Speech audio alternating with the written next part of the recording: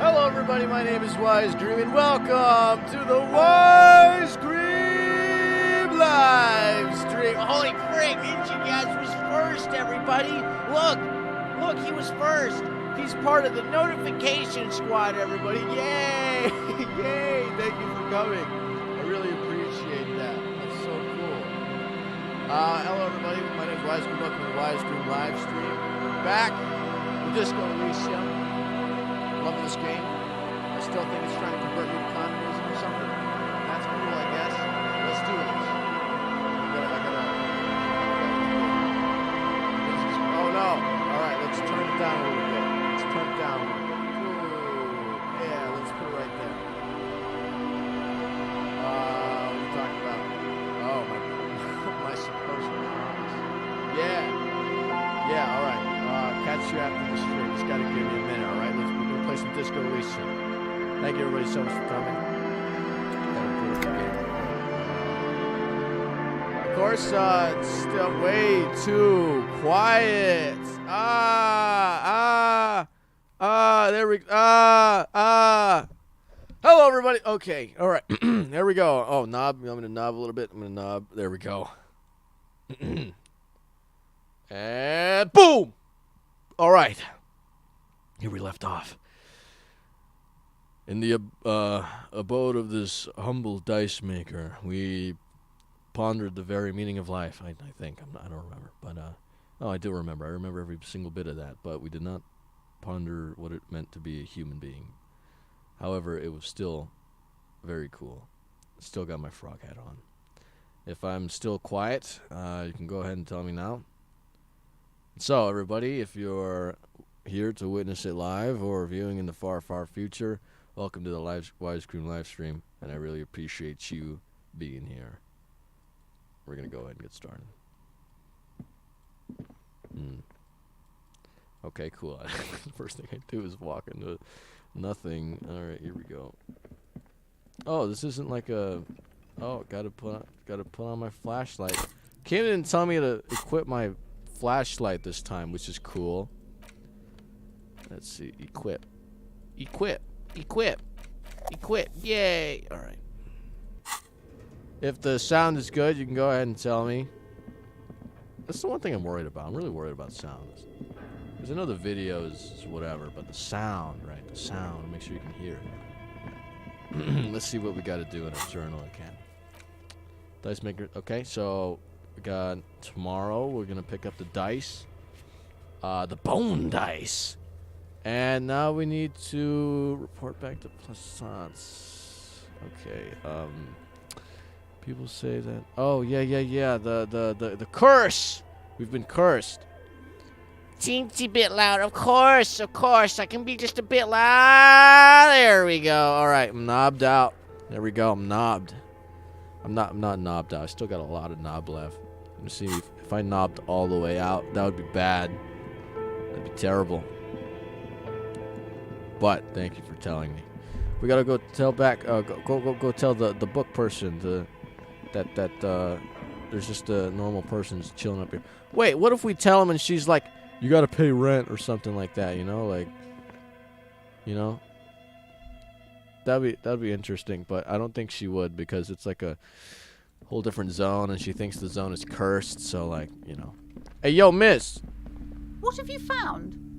And also, do buy the books. There may be teachings in them. Yeah, shut the frick up. I talked to the entity you told me about. Her name is Neha, and she's a novelty dice maker. A novelty dice maker? Well, spit it out. Why does she need the dice?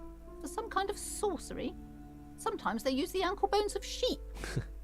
She's not a sorceress or some malicious entity. She's a businesswoman like you. No, ma'am, my filter RC is not the one to blame for this curse. She may be involved, but I don't have a way to question the malignant entity further. No, she's just a, you know.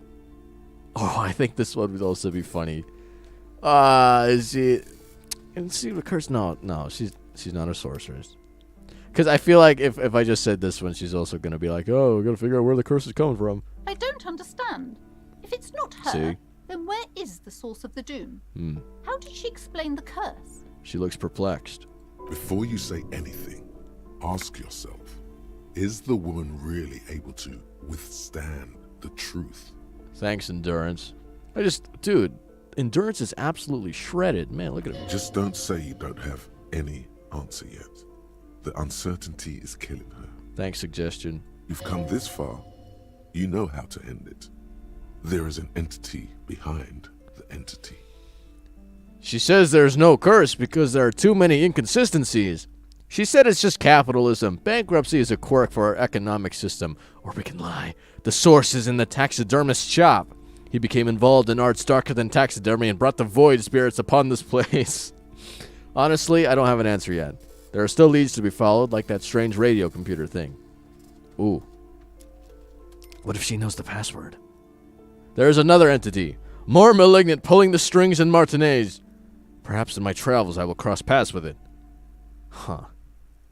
I do want to see if she could have a possible lead for the D&D computer. This may be our ticket in. I don't have an answer yet, but the computer thing... You're telling me that you went in there and didn't find out anything about the curse? What? No, Of course. I should have known better than to put my hopes Frick on a man you! like you. What? You're no Simone's ghost whisperer. You're an alcoholic. Hey, what? The investigation's over. I don't want you going in there anymore. You're only angering the psychic weather in here.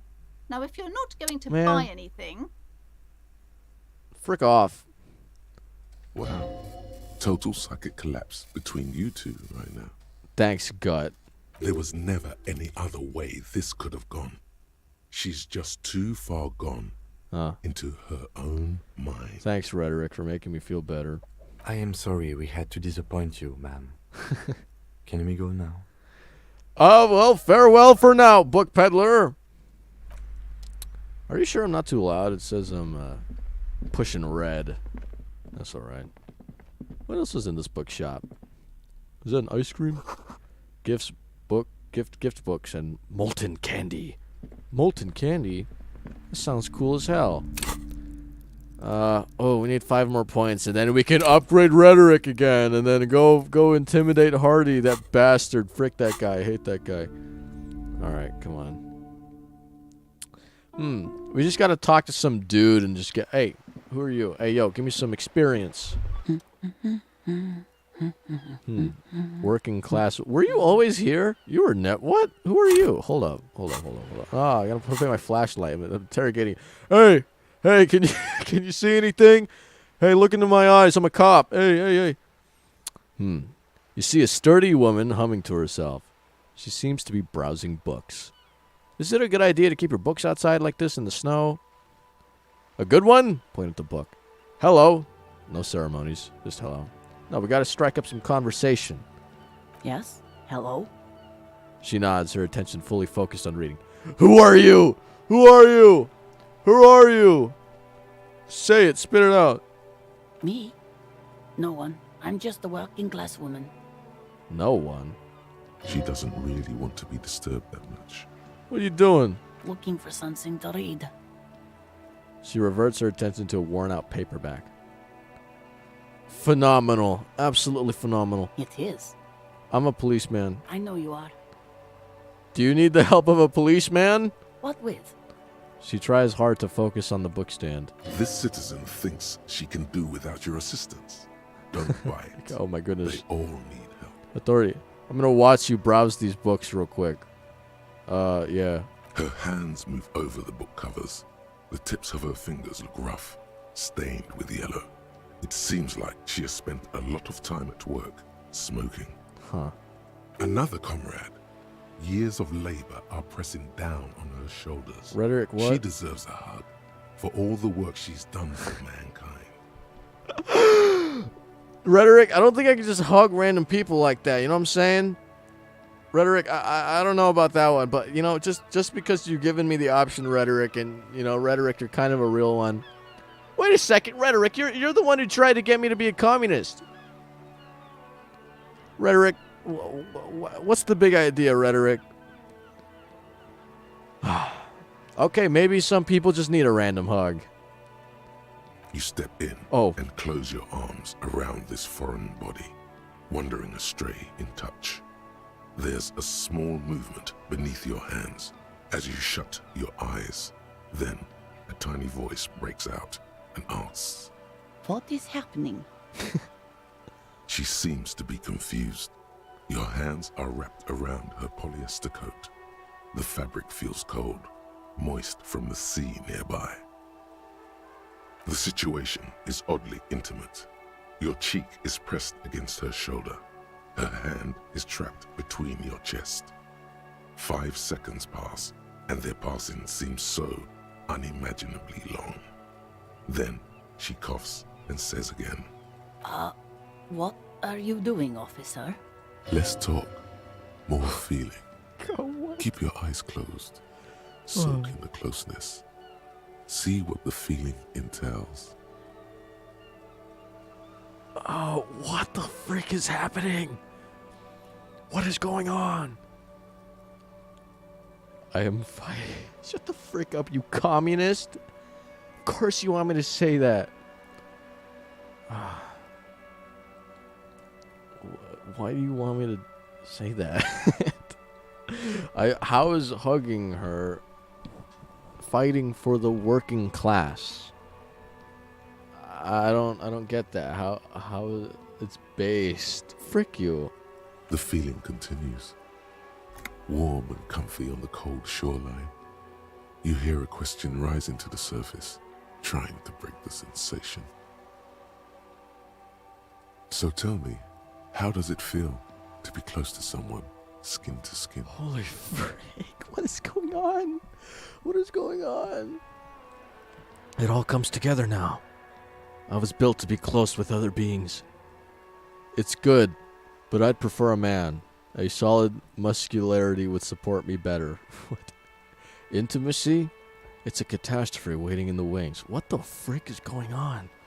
What is going on? What is going on? What is happening? What is happening? What? Oh, okay. It all comes together now. I was built to be close with other beings. I wonder how long it has been since you last hugged someone. Do I remember? No, you don't.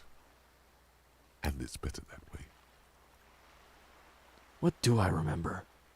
Nothing. Don't come back here. What? What the frick was that? What the frick was that? Oh my God. Why are you calling me? Stop calling me. Are you drunk again? What? Huh? What? What? What?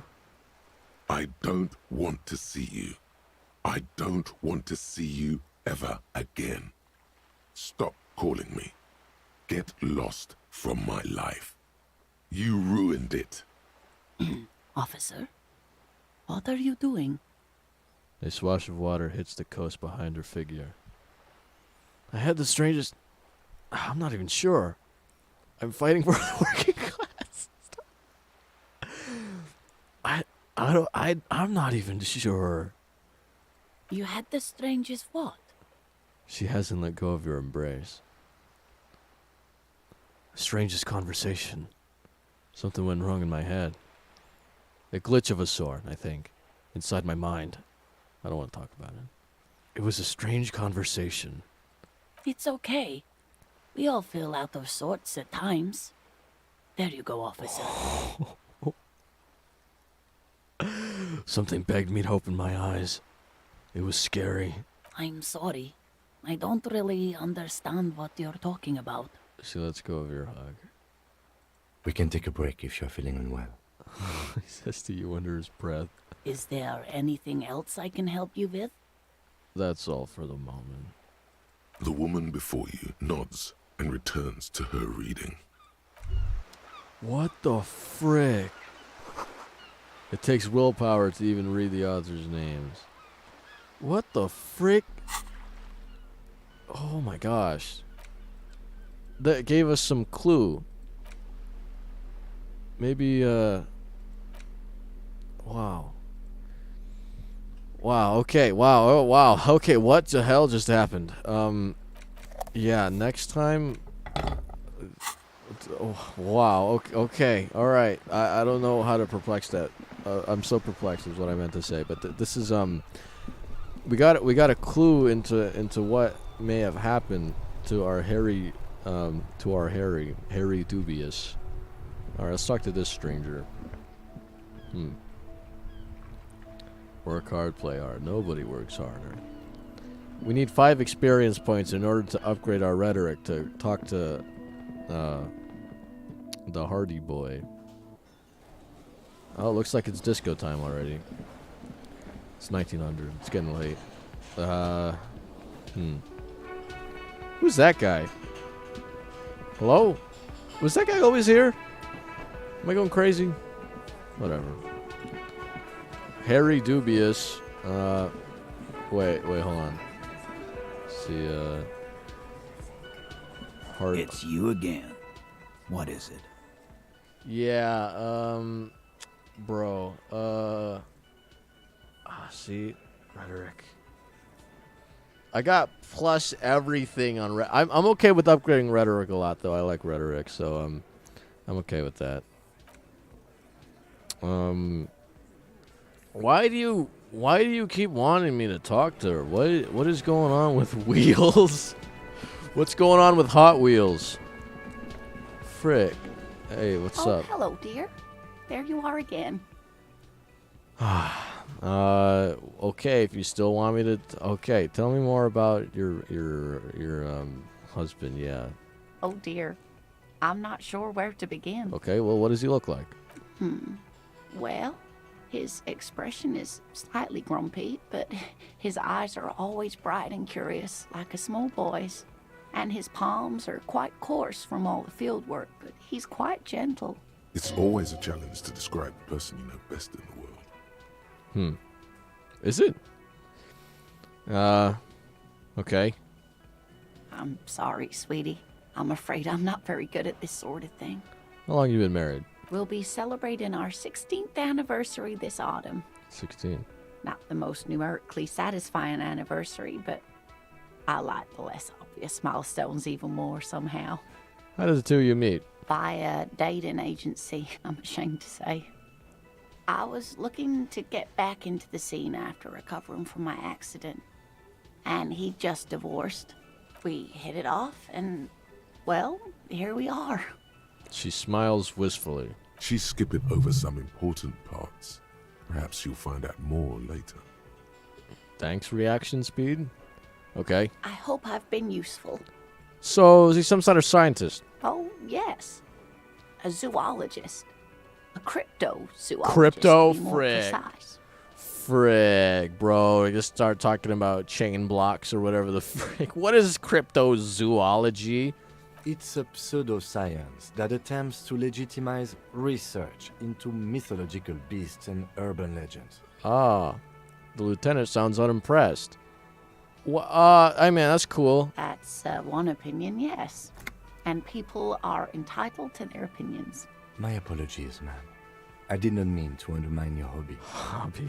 It's not a hobby, dear. It's a subfield of zoology, one specializing in animal species that are so exceedingly rare that many assume them to be extinct or even fictitious. Ah, okay. Searching for such species called cryptids is difficult and often thankless, and frankly, many scientists are too lazy to do it. Universities these days are rarely interested in supporting real research. She's completely internalized her husband's struggles. They are her own. Thanks, empathy. Oh, what is this? Suggestion. Maybe you can convince her to tell you more about some cool cryptids. I guess this is a real field, huh? Tell me more about this rare insect, though. Oh, sweetie, it's fascinating. But I shouldn't bore you with entomological minutiae. What the frick? The lieutenant gives you a sideways glance. You're right. I don't have time for those insect facts right now. Let's talk about something else. Wait. Kim.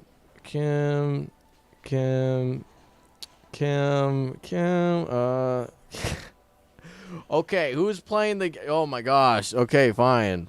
Bro. Well, it's a phasmid, technically, but What's a phasmid? Oh, yeah.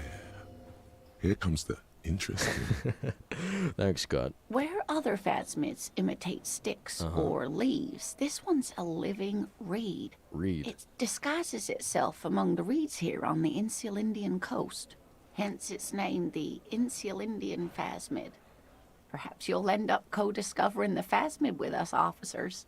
She looks you in the eye and nods thoughtfully. There's a touch of awe in the way she enunciated the creature's name. Thanks, Half-Light. How the frick...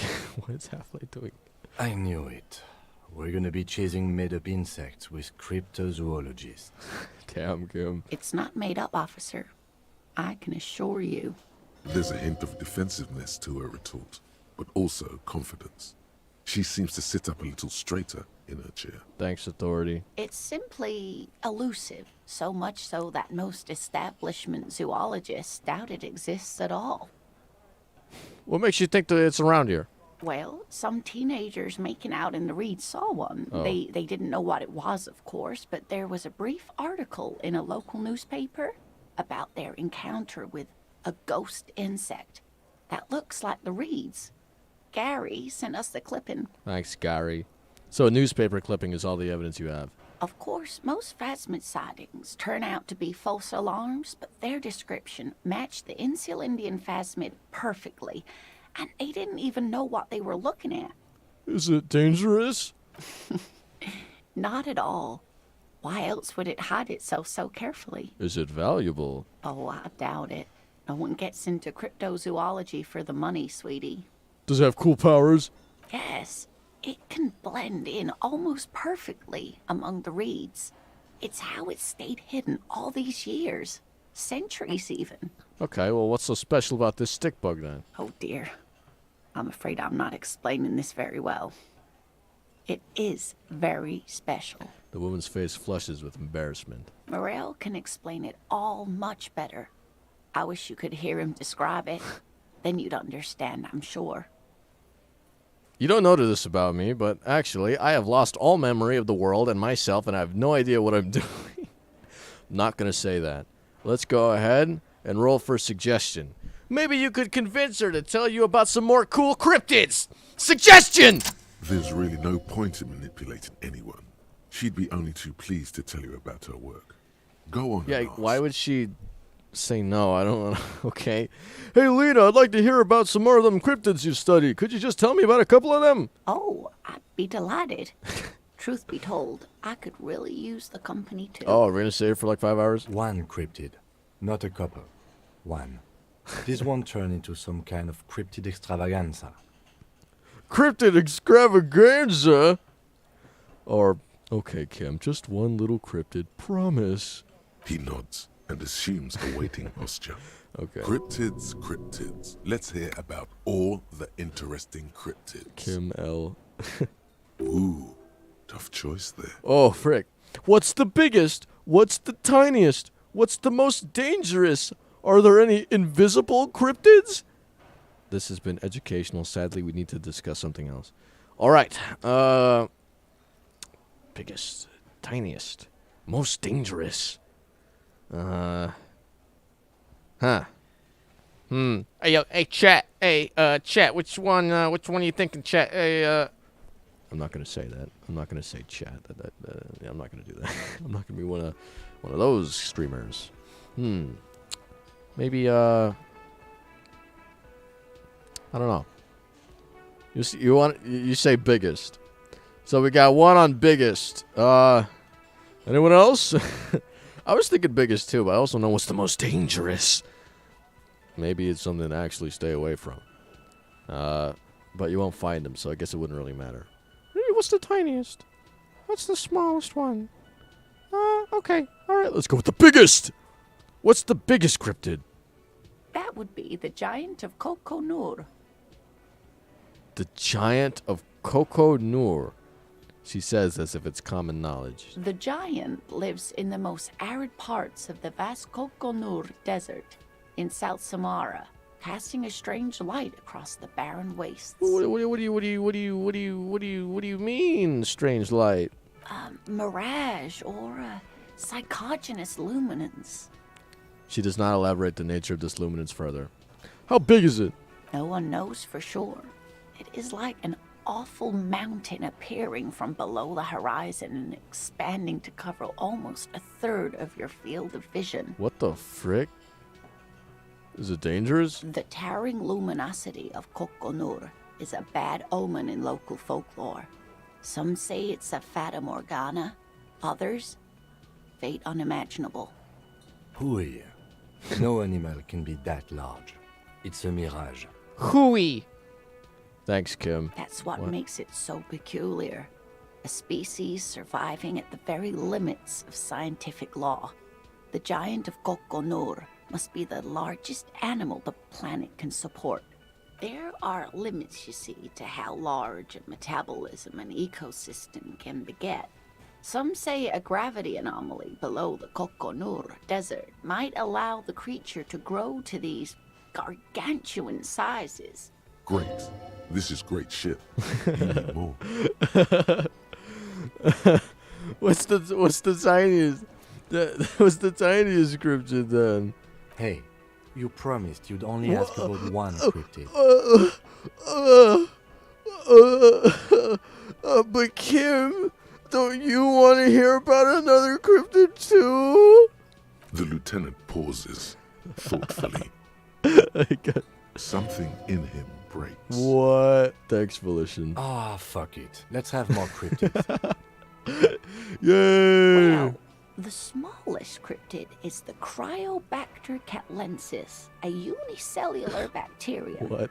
It was discovered in one of the northernmost points of Katla on the Boreal Plateau by renowned geologist Caitlin Mijanou some 70 years ago. Yeah, no, the freaking writers had to just come up with this random crap to have this one random encounter and just never bring it up again. Like, when are we ever going to bring up Caitlin Mijanou again? Somebody Google Caitlin Mijanou. Maybe it is some famous geologist or something on the Boreal Plateau of Katla. I don't... Really interesting. Okay, what's so wait, you never seen Kim... How does that work? Does Kim just randomly do... That's interesting. Hey, what's so special? Bacterial colony Mijanou found had remained alive while frozen in ice for longer than anyone could reliably estimate. Certainly from before recorded history, Mijanou disappeared shortly after injecting herself with the bacteria she had brought back to study. No doubt in hopes of prolonging her own life. There's so many words here. Holy frick. Wait, she injected herself with it? Yes, the bacteria had survived in the ice since times immemorial. It is not hard to see where she could have gotten the idea. It's actually a little hard to see. But do go on. You mean there's an immortal geologist wandering the world? Yes, and she's quite mad, too. After she treated herself with the bacteria, she stopped aging, but also became increasingly eccentric and irascible, so that even her oldest friends were forced to pull away.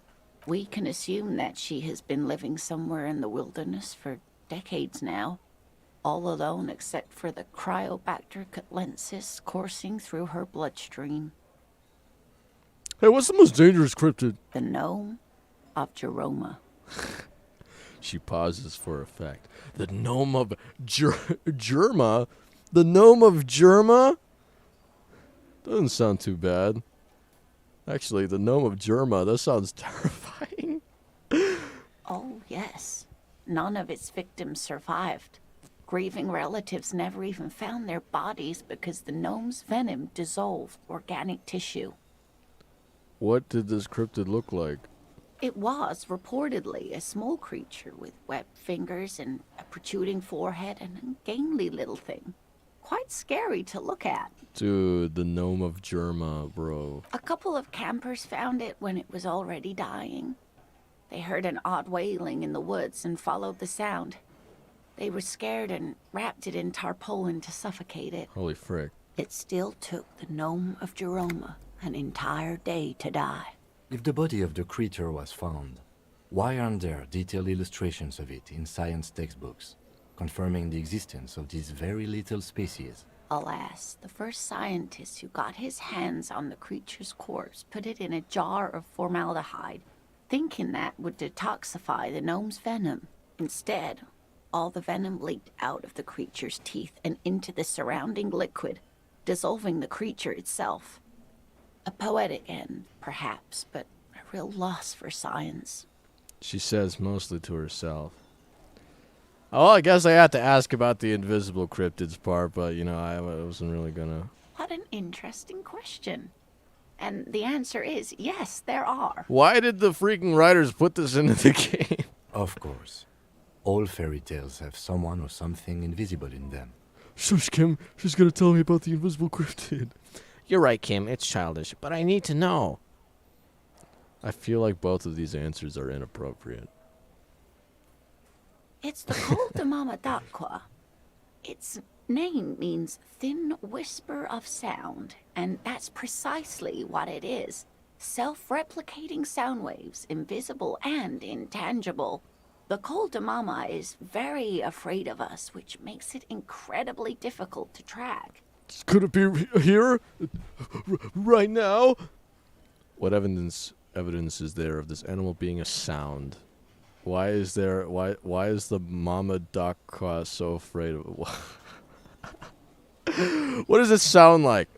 An animal that's a sound. That's actually a cool idea. Like nothing. It's such a high-pitched sound that us humans can't hear it, nor can other animals. It could be ringing right outside your window and you wouldn't even know it. Could be anywhere. Everywhere, even. Fine, I'll bite.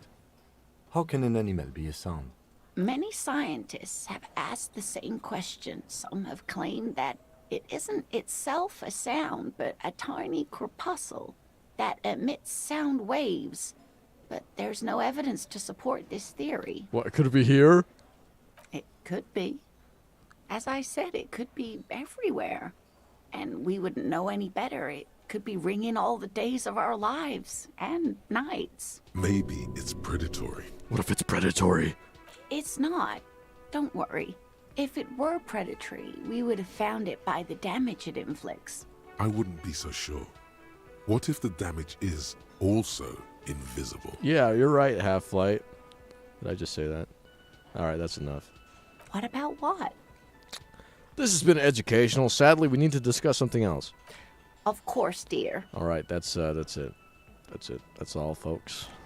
Did I get any points from that? Did I get any points? Did I get any points? Nope. Nope. Why did you write N? Why did you write just N? Why? Oh no. Okay.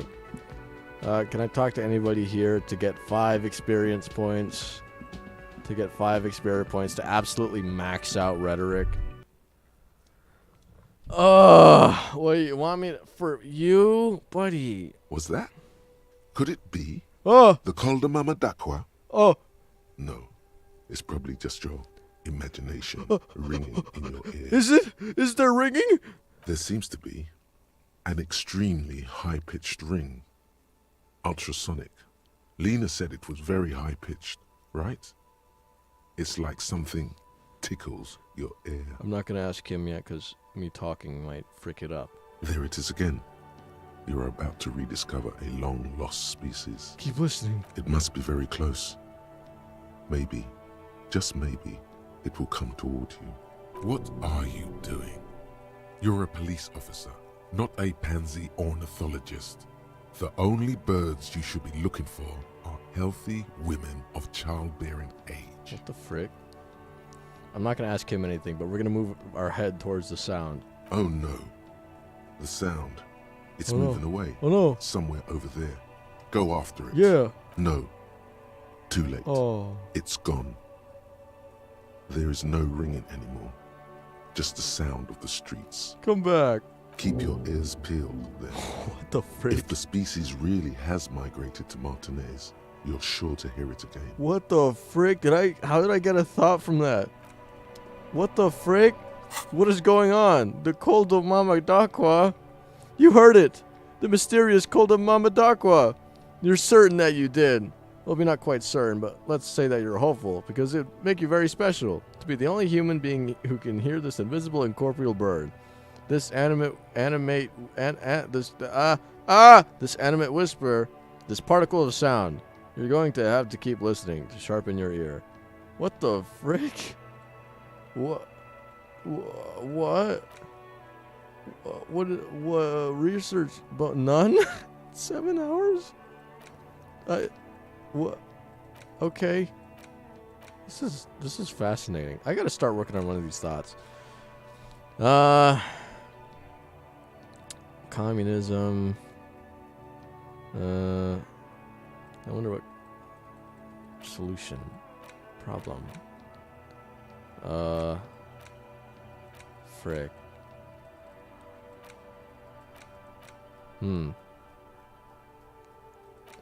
I don't know which one to do. 'Cause this one doesn't have any downside, so I might as well just do this one, but it takes a long time.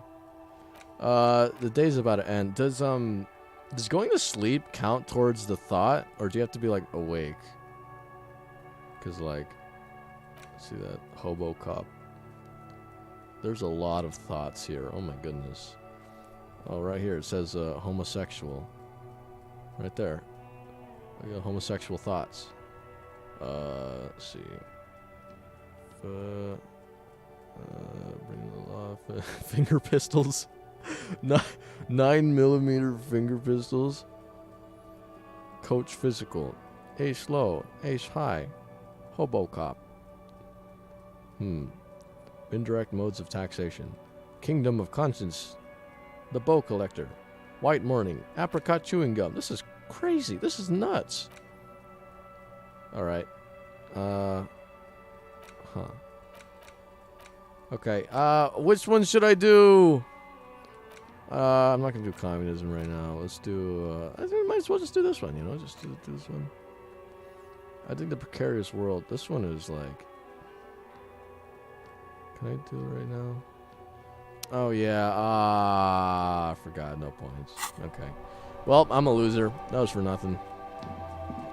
Gotta get 5 experience points. Come on, Kim. We gotta get 5 experience points so I can upgrade rhetoric again. I'm freaking maxed out on rhetoric. I'm so rhetoricized. I'm so good at rolling that persuasion. Gotta find 5 experience points. Somewhere around here. Bold slogan. Humanox covers the truck. Did I try and comprehend this guy again? An old monument stands in the middle of the traffic island. Yeah. Okay. Let's see. Hey, what's up, fella? How you doing? The small, wrinkled woman does not greet Oh, you. frick! She nods along to It's the something driver! on her radio. A photograph is clutched in her hands, and there is a warm smile on her face. Is this the lady driver?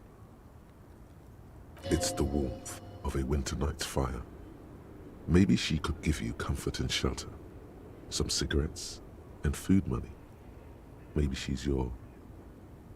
Grandma? I want to say that. I want to say that because Gut told me to. Because I finished Gut sentences. I want to say it. I'm going to say it. Grandma? Nothing. Okay. Her smile just keeps widening. Her hair is gray like lead. No, this one is a monster in disguise. Excuse me, ma'am?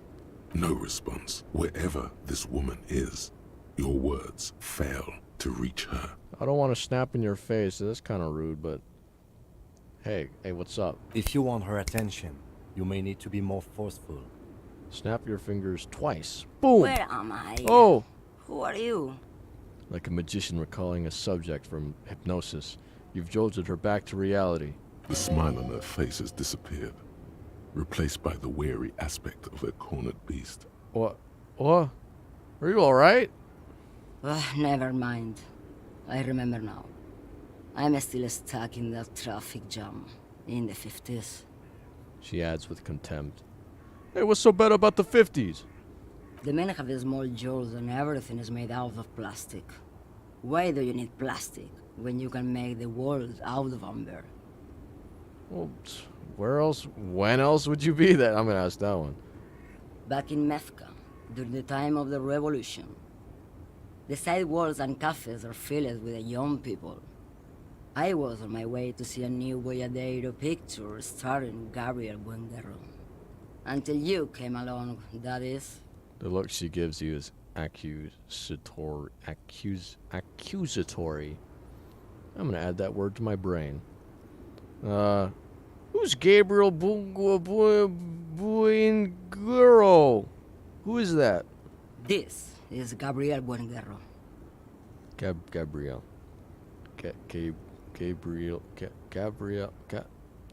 Huh.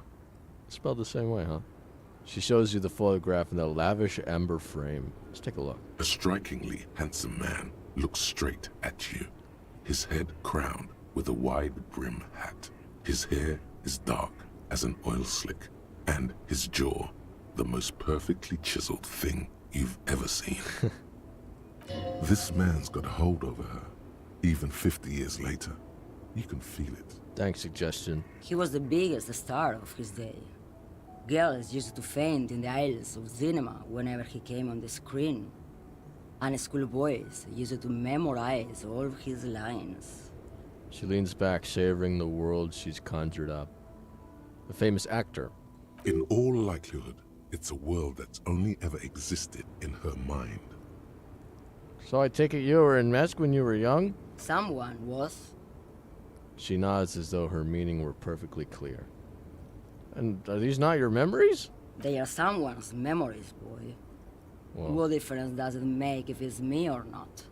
a bit different. They're beautiful. That is all that matters. Okay. Beautiful and true. And they will win. They're coming for this, you know? All of this. What? She seems to derive some bitter pleasure from this strange thought, as if the past will one day wipe the present away, like a tidal wave approaching. Sorry to interrupt your dreaming. I wasn't dreaming. I was there, Loman. It was early spring, and the man behind the black sun had just come out. The posters were 20 meters tall. Everything was golden. Her eyes narrow and she appears to take your measure. While you, people, were tearing each other apart over your petty little revolution, in Methk, it was a golden age. Right. I have some other questions for you. Police questions. Why not, Harife? It's not like I What? have anything better to do in this hellhole. She settles back against the railing of her motor lorry. Behind her, mountains of memorabilia, photos, and knickknacks line the dashboard. There's something off about this woman. Tell her to show you the soles of her boots. Maybe she was at the hanging somehow. What? What are you hauling? Diamonds? Diamonds? Of course not. But wouldn't it be marvelous if I was? Okay, but what are you, really hauling? Whatever stupid things they put in the lorry, I imagine. So you don't know what you're hauling in your own lorry? I quit concerning myself with that a long time ago. Besides, I don't drive the lorry for the cargo, if you know what I mean. Okay. She says that as if something narcotic is the real reason. Wait, you get high off driving a lorry? Oh, it's so much more than a high where I go, Harife. What? It's low. I go to the bottom. She closes her eyes in reverie. Reverie.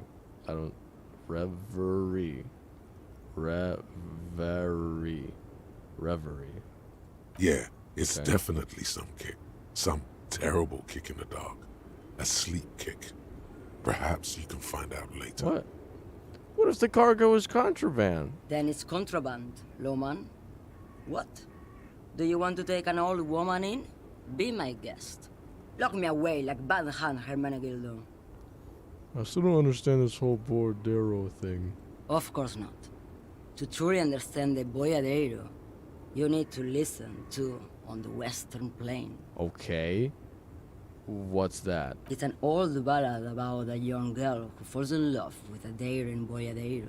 He Boyadero. promises to marry her as soon as he returns from the Western Plain. And they live happily ever after? Don't be stupid. Oh. The Boyadero returns from the Western Plain a changed man, one night. As he and his beloved are out walking along the river Margaret, she pleads with him to give up his riding and settle down. So then he gives up his riding and settles down, right? No. The Boyadero strangles his beloved and throws her body in the Margaret. Oh, okay. Then he rides off, because the Western Plain is calling to him. It's not where I thought we were. A beautiful song. I'm gonna say that. The most beautiful. Oh. A true Boyadero needs a whole horizon to himself. He can be tied down by man or woman. His beloved was selfish. He didn't know what it meant to love a Boyadero. What if to truly love a boyadero is to float lifeless downstream? Huh. Are you the lady driver? Did you just call me a lady, Jerife? She clearly doesn't think she's a lady. Don't Oh. repeat it. Okay. Thanks, suggestion. I was told of a woman driver, and you're the only woman here. I'm not that either, Jerife. I've gone too far from it all to remember what was between my legs. It doesn't work like that on the long haul. So you're not the driver everyone is terrified of? I'm only terrifying to small children and to those who used to know me. Why are you scary to the people who used to know you? Because they can no longer recognize the person I once was. Huh. You said long haul, that's, The big ones, the trucks. There's no women and men there. It's all just... She hums along as if to a track on repeat. In the middle of this town, there's a ghostly motorway. It takes all the people where they want to stay. You feel very cold suddenly, as if standing face to face with a terrifying adversary. Whoa. Then the feeling dissipates, and all you see is an aging woman. What the frick? Hey, you know anything about a female driver I was told of? How should I know?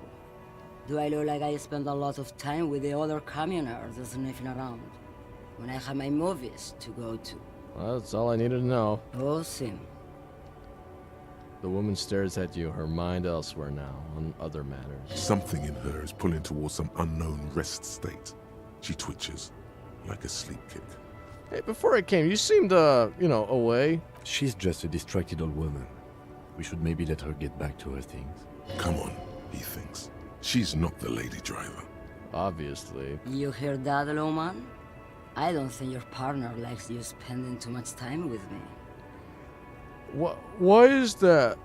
Wait, should you drive a lorry if you get like that? Okay. Wait, why, Kim? Nothing. I just don't think she's connected to anything. Well, yeah, I agree. He's worried, but not for her. For you. What is it about this woman? If she's not connected to anything? It's none of our business, empathy.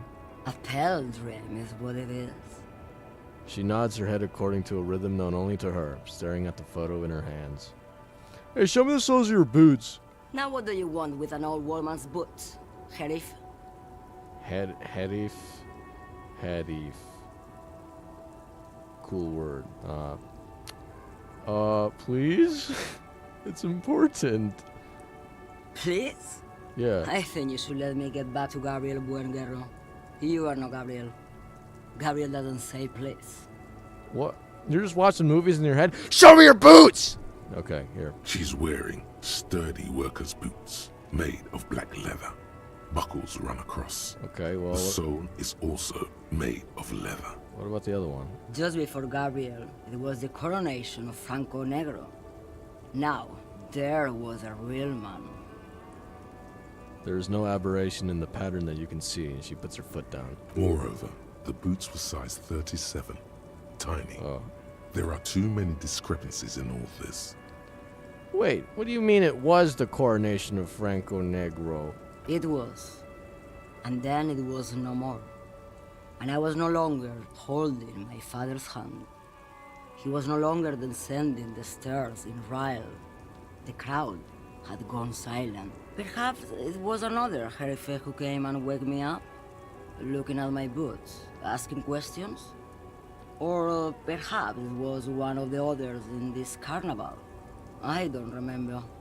As she says carnival, she gestures to the empty square with the statue and the machines. She is not old odd soul. These are not the boots that made the prince. I could have told you that from just Obviously. looking at them. The size is 37. Thanks, Kim. The feet of a little girl. They fit well on the pedals. You seem like a woman who knows a thing or two about drugs. What do I need drugs for, Lowman? What I see, what I feel. The great adversary, not drugs. can Okay, compare. what the frick are you leading me on now? The adversary? Yes. There is a protagonista What? and an adversario. I am on the side of the adversary. There's no coming back from that hole. Those epithets are familiar somehow. The great adversary, the great unrest. I don't like the sound of any of that. Sounds like a horrible drug. The worst one of them all. Jeez, what? Half-Life, what the frick are you talking about? Where can I get my hands on an experience like that? If you don't know, She flicks her wrist in a gesture of a casual dismissal. I wanted to ask if you'd be interested in smuggling some drugs. I'm gonna say that. why would I want to do that? I don't know, the thrill of a criminal lifestyle? For commerce? For the glory of the world republic? What the frick is going I don't know. Yeah, be a smooth criminal, yeah. Lowman, what in the name of God are you talking about? Okay, fine, let's change it. You're obviously not are you smuggling drugs? Maybe. Probably not. Makes no difference to me. Yeah, I either honestly way. don't care. I don't think you would even know if you were carrying drugs or not. You said earlier you don't know what the cargo you're hauling. Could it be drugs? Just this month, I made half a dozen trips from Saramiriza to Grat. On the U41A. What do you think they take from Saramiriza to Grat, Lowman? I don't know. That's why I'm asking you. It's diamonds, Lowman, obviously. Damn this. Make her answer. You making fun of me right now? Oh, gosh. I feel like from what the someone said earlier, it's you need or someone said you need to be a little bit more forceful. I didn't ask about diamonds, did I? I don't care about that. If you had to guess, who do you think is smoking drugs around here? Okay, if you're not involved with it, are you making fun of me? I didn't ask. This one is like a little like, you making fun of me? Like you sound like an insecure person. I didn't ask about diamonds, did I? You sound way more intimidating saying that one. Okay, let's just say with this one. Let's see what happens. Diamonds are good for you, Lowman. You should try them sometime. Make yourself pretty like Eva de Zoras. Okay, if you had to guess, who do you think is smuggling drugs around here? Easy. He's the skinny man who thinks he's a poet. Never trust a poet. Also, he's the only one I can see from here. The only guy here, huh? That's correct. There is no visibility of any of the others. Well, thanks, visual calculus. All right, if you're not involved with the drug trafficking, then why are you still waiting here? Where do you want me to go? This isn't so bad. I can listen to music, or the seagulls. Look at all the colors and the futures of this world. It's a good palate cleanser, this jamboree. Or I can just relax and let my mind carry me back where it will, to the Great Plains. I think we're done here, no? He closes his notebook to stress it. Thank you. Yes, go. Enough jamboree. I need to get back to Mesky. Her voice trails off. Very interesting. Hey, when does the day end? How much time do we have until I gotta go to pay rent or whatever? Isn't rent like $40? You think that was interesting, but that was very strange. Oh boy. Oh. Okay. Well, if you want me to check out what she's smoking. Hey, what time does the day end? I'm assuming the day ends at 24, but like how far can you go into the morning without sleeping? That's what I'm worried about. Bro, Gart working the freaking 12-hour shift? Damn. My man Gart is on the grind. Still just sitting up here. If I do want to tell Kim to go to sleep so I can go try and grab the boots off the guy. Still want to do that. Hey, what's up, Miss K? Officer, what brings you up here in the rain? I don't know. She leans back against the railing. Now that you've had some time, can you tell us more about the victim? Let's talk about more of the so-called assault. Talk about your friend. Like, for example, his name? Actually, officer, I didn't know his name. I just called him Lely. Lally.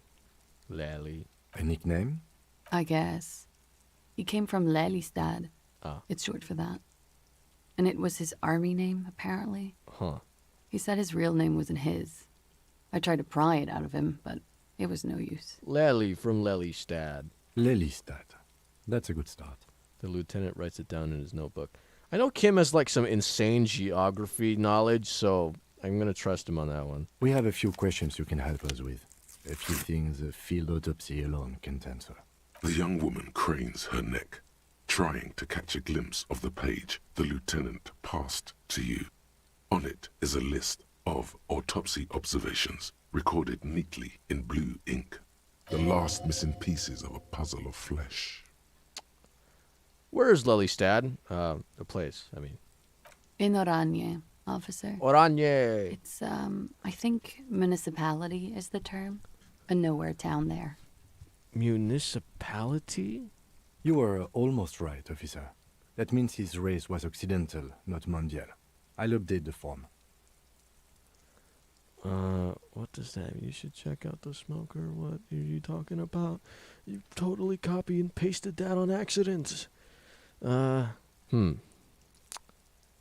means his race was occidental, not mondial. What the frick does that mean? You were both from Oranje? Oranje. Yes. We were compatriots. Compatriots? What does that mean? Did that bring you together? No. He was too old for that. And from another part of Oranjenrijk. I didn't even understand his accent. What brought us together wasn't Oranje. It was bad habits. Sex, alcohol, Wow, electrochemistry, you're so smart. speed, probably also sildenafil. Shut the frick up. No love for Mother Oranje. But wasn't he a soldier? This could be worth pursuing. A military man, but not a patriot? No. He left the National Service after they taught him to do what he did on Seminine. He wasn't the flag-waving kind. He was the making money, killing people kind. Oh. He was by no means a stupid man. A people person. A small platoon leader. Certainly not a patriot. Holy frick, she's doing all the drugs at the same time. She's speed-running drugs, bro. She's got the coffee, she's got the cigarette, she's got the drugs in the bathroom. Man, you don't seem like much of a patriot yourself. Or, as an Orleanese yourself, didn't his lack of patriotism annoy you? No, I'm not going to ask that. So he gives Harry a run for his money. Harry Dubious versus Oranje Disco Dancer. Begin. Are you sure it's not, my voice isn't too loud? It's pushing red like a lot. I'm going to turn it down just a little bit. There we go. All right. Let's see. You don't seem like much of a patriot. Mm-hmm. There is nothing on Moindi. The old, old world is dead, and we both knew it. Maybe Oranje did bring us together. In loathing. I love Revachol, though. I hope she loves me, too. Huh. When does the day end? I don't know. How old was he? He was 42. Well, it was like the one time you gave me a straight answer. 42? Are you sure? I would have had him above 50. He had many a scars that drug made him addict. appear older. But no. The memory makes her smile. We even celebrated his birthday, like, some weeks ago. It was a funny 2 days. He had little reason to lie to me. We were slightly off then. Thank you for clearing it up. The lieutenant makes a correction in his notes. The adversary one. What does that mean? Eye color? Yeah, what was his eye color? Do you know? Blue. Light blue. Whoa. They were like Like little blue galaxies, you know? It was strange, seeing those eyes in his fucked up face. Pardon the swearing. I do him an injustice. He wasn't ugly. And he had a beautiful, soft voice. Very surprising, what with all the scarring. It was quite something, watching him speak. He had a combat wound on his chin and mouth. Yes.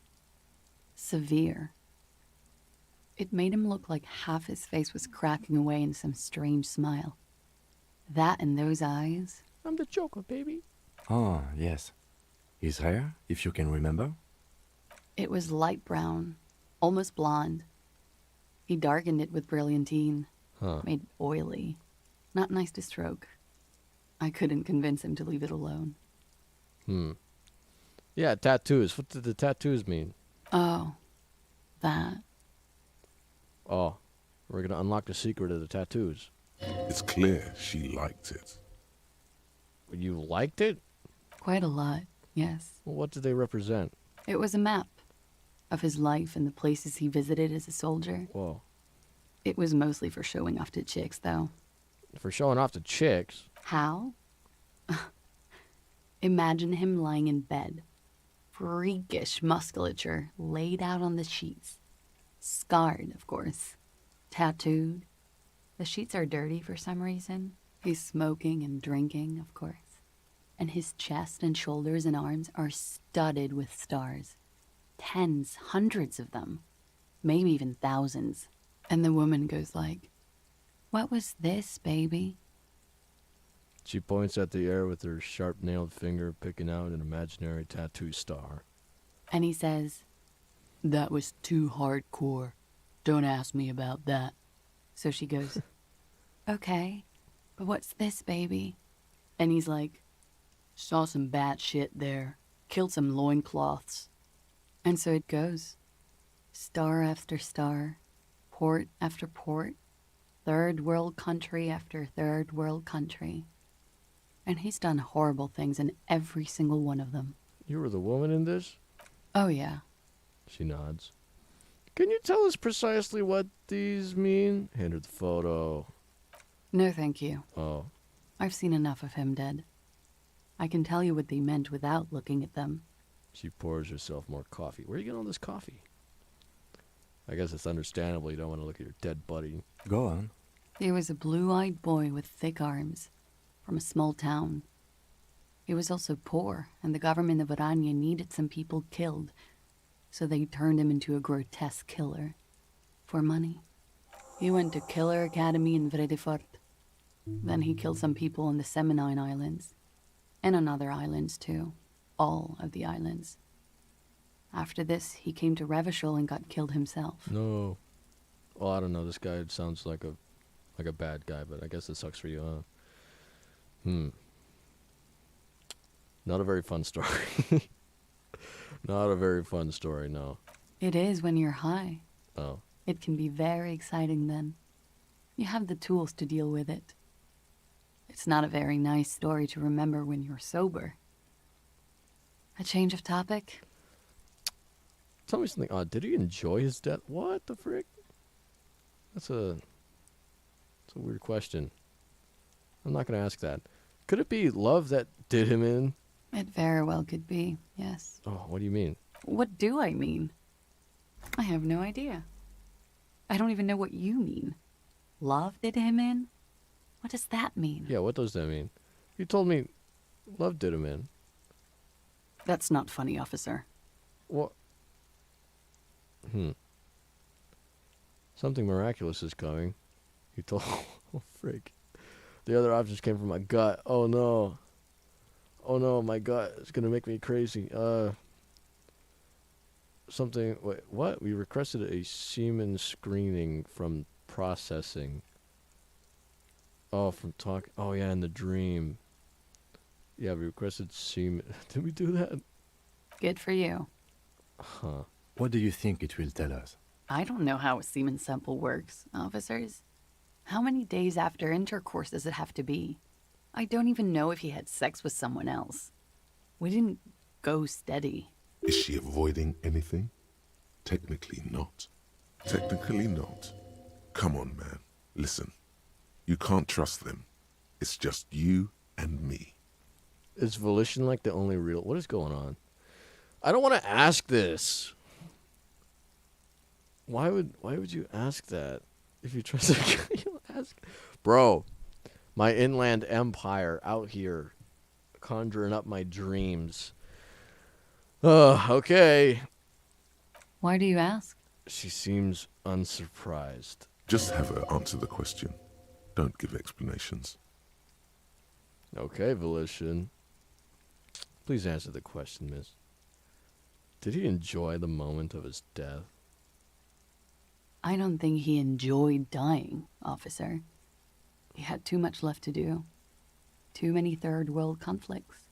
Couldn't tap out just yet.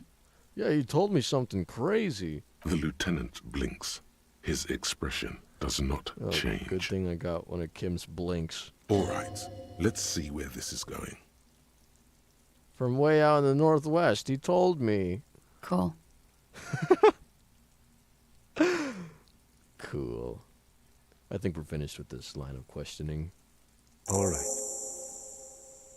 The lieutenant puts the slip back in his notes and observes the young woman for a moment. Coolly, gracefully, she pours herself more coffee. Is there anything here? Not my favorite topic, but okay. How about we, change the subject to something more lighthearted now? What about your room? Yeah? You got quite the collection of drugs, Thank you. I've put a lot of time and effort into it. she says without any discernible irony.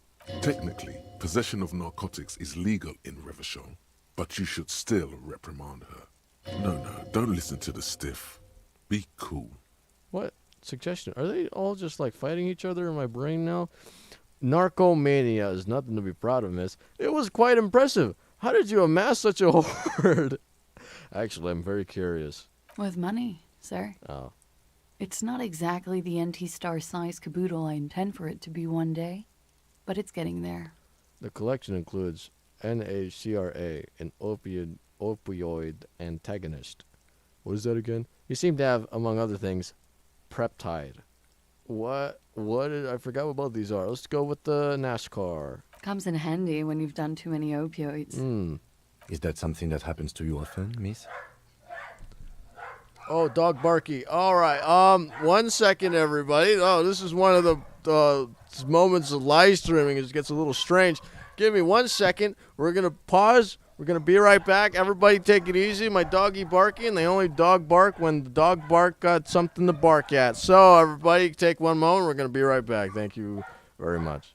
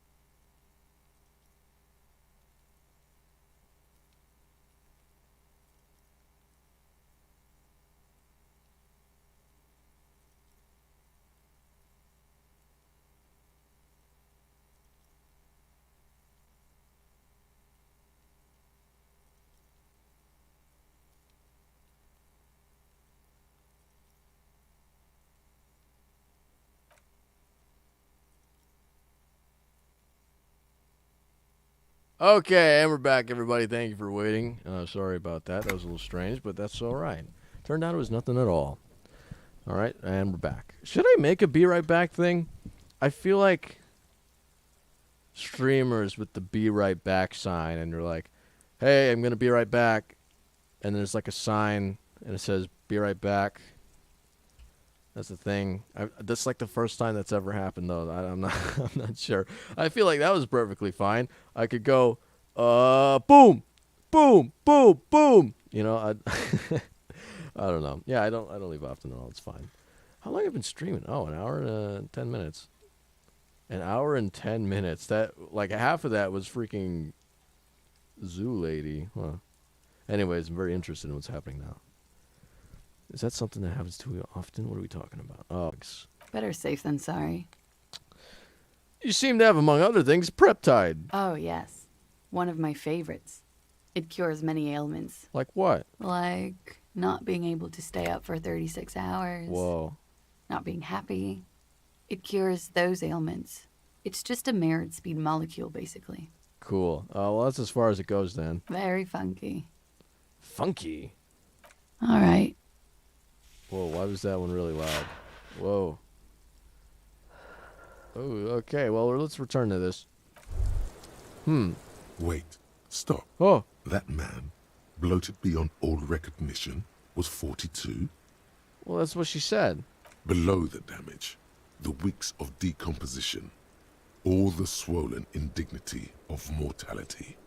He was 42 years old. Where is this going? How old are you? That's where this is going. What? 45,000 liters of raw alcohol has left its disfigurements. What lies beneath, you wonder? 45,000 liters of raw alcohol? You telling me I drank 45,000 liters of alcohol? What? Oh, leaf. That leaf scared me. What the frick is with these scary freaking leaves popping in out of nowhere? What lies beneath? You could ask either one of them. Hey, Kim, how old do you think I am? Oh, frick. Should I ask Kim? Or should I ask Miss K? I kind of want to ask Miss K. Kind of want to do that. Both? What do you mean? What do you mean both? Of course I can ask both. I can ask either one of them. Miss, how old do you think I am? Huh. How old do I think you are? Yeah. It's freaking leaves. What are these leaves coming out of? She's buying time to formulate the best answer. Thanks, Rhetoric. Look who's finally awake. I don't know. 1, 2. I don't know what I'm supposed to say. How old is a newborn cop who doesn't remember he's a cop? 45 sounds about right. 55? 30. Let's just say I'm 35. I don't think either of these could be right. Let's just say I'm 35. You're not. He's squinting at you. Sure he is. You know, age is just a number. Yes, but for him that number is much larger than 35. Wait. This requires scientific measurements. Whoa, science. Bring it on. I'm not afraid of the truth. To the laboratorium. Oh, date of birth generator. Well, I'm getting these thoughts, bro. I'm getting all these thoughts. The date of birth generator? Your face looks like it's 58, and your body feels like it's 60.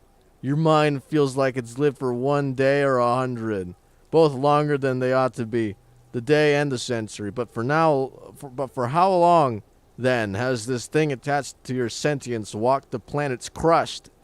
Time to start racking those brains of yours, Elder One. When and where were you born? Holy frick. 7 hours. How long is this game that I have all this time to freaking thought these things, bro? Crazy. Nuts. Freaking nuts. Kim, how old do you think I am? Yes? Whatever. Alright. I'm definitely 35, though. Like, come on. I mean, like, come on. I mean, like, come on, man. Like, come on. What are you talking about? What are you talking about, man? Alright. Now for the big showdown. We gotta freaking intimidate Mr. Hardy. We have to, bro. We have to do this. Oh my gosh. Okay, got another skill point. Our last bit of rhetoric. Wait, you can save this for later? What do you mean? I want to do it right now. Right now. If you mean save it for later, like for the next day, what would I get from waiting until tomorrow? What do I get? Oh, maybe it'll give me time to go loot that guy's shoes. Huh. What are you talking about, smoker? Who's the smoker? I thought your smoker's the guy, girl upstairs. What are you talking about, smoker? Let's see that. Let's see. Ask another about the tattoos. Okay. Oh, that guy at 2100. Oh, you're right. Holy frick, it's just about time. Okay, let's go. I kept saying smoker. I was just thinking about the girl upstairs. See, everyone in this game just smokes. I'm not, like... Let's see it going. Alright. Go check out that guy. Alright, come on, Kim. People be smoking. Smoking's not good for you, everybody. This is officially an anti-smoking video. Do not smoke. Very bad for you. It's not a good idea. It's not good for you. It's not healthy. You get cancer. You die. Not fun. My teacher told me about how she got into smoking.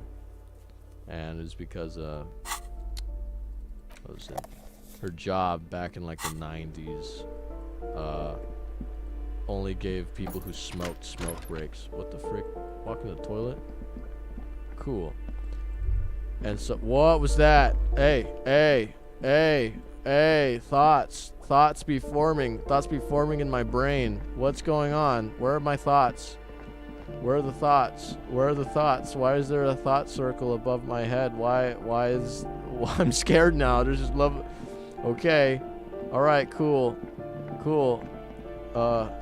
Yeah, okay.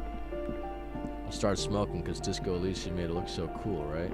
Yeah, Kim's a smoker, so he's cool. So since I look up to Kim Kitsuragi, I should smoke like him. Man. Anyways,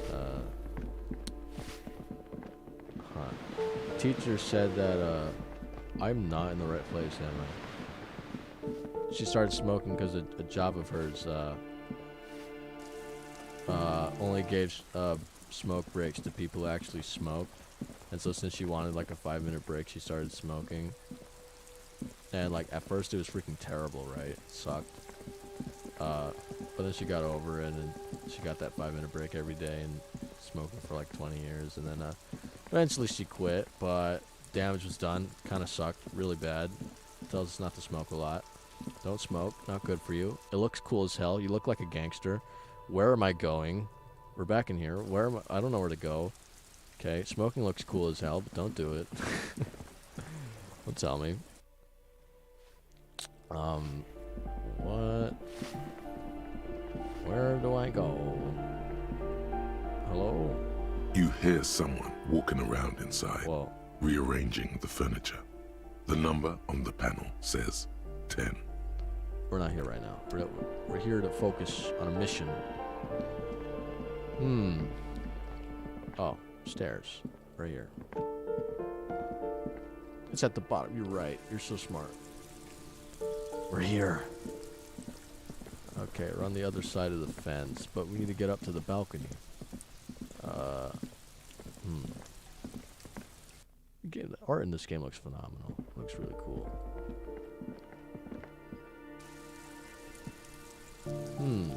Okay, we're here.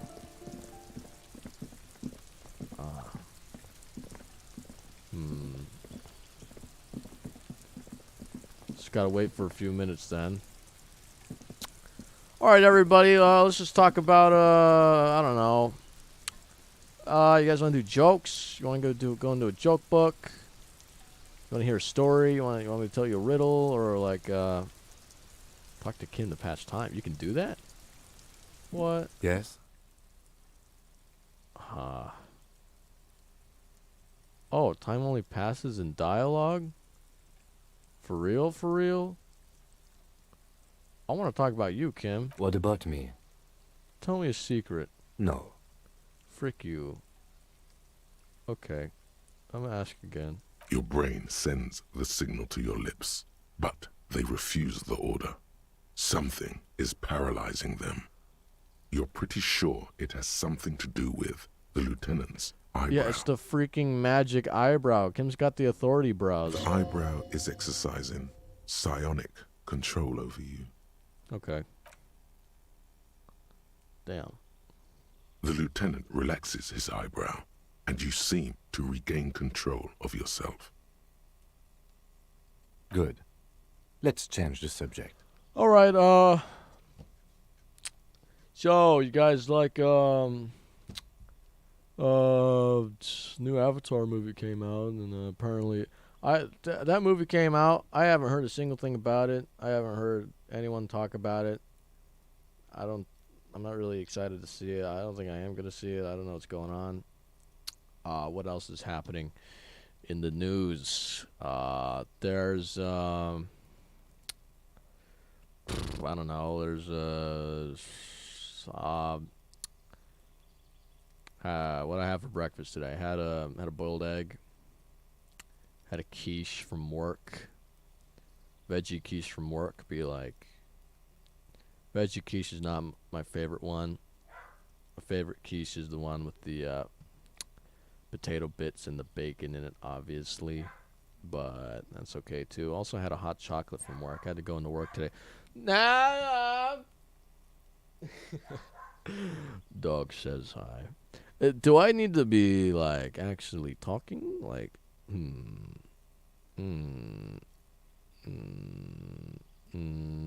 Hey, why are you following me? Excuse me? Beat it. You're cramping my style. Yeah. You're totally cramping my style, bro. What if I want to Frankly, Detective, you are in a deranged state. I can't let you proceed without close supervision. In fact, under normal circumstances, I'd be duty-bound to report you. Take it as a token of good faith between our precincts that I haven't done so. What are those? What are those? The lieutenant thinks you're some unaccountable wreck who needs constant supervision. But you don't have to listen to him. You're free to disobey. But what if I need some me time? Some you time? Yeah. This is a police investigation, not a journey of self-discovery. What? You'll still have your evenings to yourself. On second thought, maybe I need someone to cramp my style every now and then. You might. It's important not to let one's style interfere with their work. Hey, man. The lieutenant is pretty sure style is just a euphemism for nihilistic binge drinking. Man. Is it not? Is it not? Is it not? Well, we got one more minute to pass. Tell me about the case again. What do you want to know? Would you say that this is a mysterious case? No, it's not a particularly mysterious case. That's all I needed to know. The lieutenant adjusts his collar. It doesn't look like he wants the case to be more mysterious. Yeah, that's it. Good. Well, I think you should know, I can't remember anything. No response. He just arches his brow. He's having trouble processing What it. the frick? Believing it even. Oh my gosh, that guy, that guy just manifested. This man just materializes behind Kim. That scared the hell out of me. Oh my gosh. Forget it. A moment passes. The lieutenant glances at the sports watch on his wrist. He's got a sports watch on.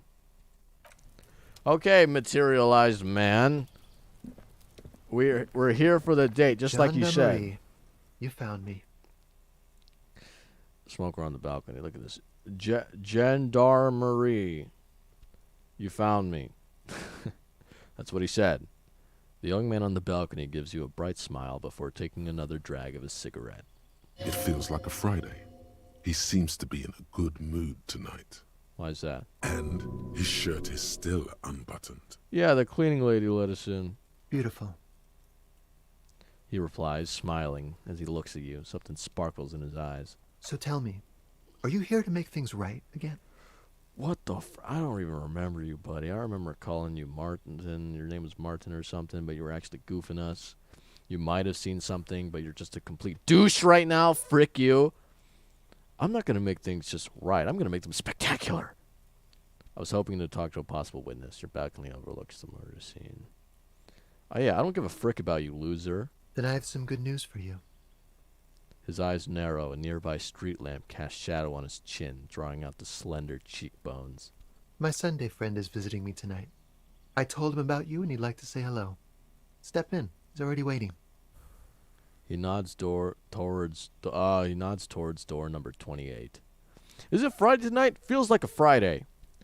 Why would I want to meet your friend? Very well, I'll talk to him, but first I want to talk to you.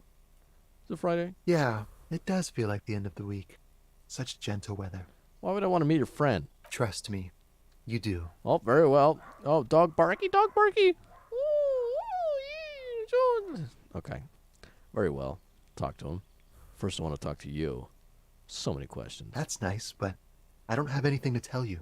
It's my friend you're looking for, not me. Oh my gosh, you're a total loser, aren't He you? takes another drag of his unfiltered cigarette and looks around. It's getting dark, and the neighboring windows have lit up, one by one. Besides, I've got to run. He's going to leave you alone again. That's sad. But run where? To the city. It's a beautiful night. A man on high heels stumbles out of a basement club, music blasting over the entire district. It's chilly, and as the chemicals hit his nervous system, 1,000 shivers ripple through his body. What the frick? Thanks, Shivers. Only if you promise that we'll talk again. It's important. Something flutters in the corner of the lieutenant's mouth as you're saying those words. We'll talk. Just not tonight. Okay. Take care, all right? Woo! It's a lot of points. All right. Friend. So different about him. Just can't put my finger on it. Different, of course. His shirt is unbuttoned. Why is it always unbuttoned? His shirt. The lieutenant squints his eyes, trying to hold back laughter. What? His shirt? His shirt. What about his shirt? His shirt. No, I don't know why his shirt is always unbuttoned. His mouth tightens as though trying to hold something back. Come on, detective, let's go. We've got a potential witness to interview. His frick was Sunday that? friend, remember? What the frick was that? His shirts. Trying to hold back. Kim, what the frick was that? What was that? Kim, what do you, shirt? What? What? All right. Okay. All right, Kim. I'm not going to explain what the frick that what was that? Okay. That was so strange, Kim. That's weird. You never do that. You don't do that, Kim. His shirt. What about his shirt? Why is it funny? What's so funny? What's so funny? Huh, Kim? Shirt lover. All right. I'm going to put away this flashlight. Let's see right here. Isn't it kind of strange that you walk into somebody's house and then you have to walk up to the person and start talking to them and like you don't just start talking across the room? In fact, I'm gonna. What? Empty ashtray. I'm just gonna go rummage around your house before talking to the guy that's actually standing in here. Please. This just soaked up in a pot. Loot the fridge. Oh, flyers for underground parties. What's going on? Someone is always. Oh, frig. I got a conspiracy theorist in here. Quarterly business magazine. Quarterly. An exquisite canopy bed made of metal. None of these. What? An old photo of the same apartment dated year 01. Buckets of paint on a layer of old newspapers. What the frick? Oh, Sumerian conical hat. Cool. Nice. What is this? Ooh. Party Dragon Silk Robe. One drama and electrochemistry. Okay, sure. Party Dragon. Alright, fool. Tell us what... Officers of the Revachol Citizens Militia. The man in business casual removes his cufflinks. Hello, Sunday friend. You shouldn't be seeing him in an intimate setting. For some reason, you feel this man is your superior. Why is that? Superior, but he's not in the command chain. Yeah.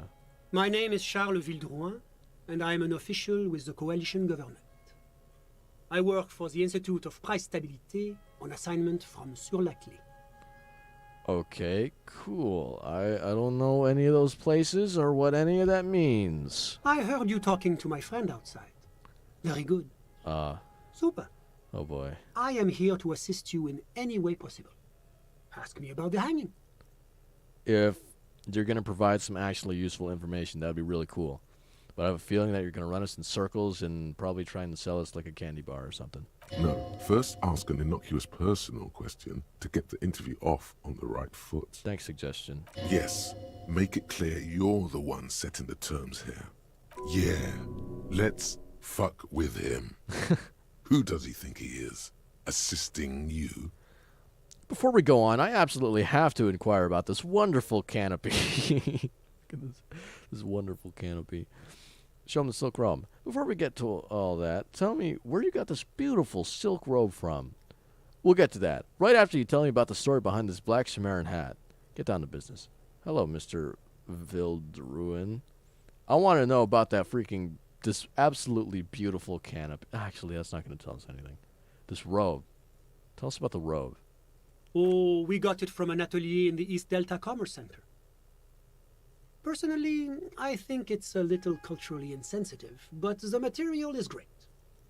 Sadly, the shop is now out of business. You sound like someone I know. That's really all I can tell you about it.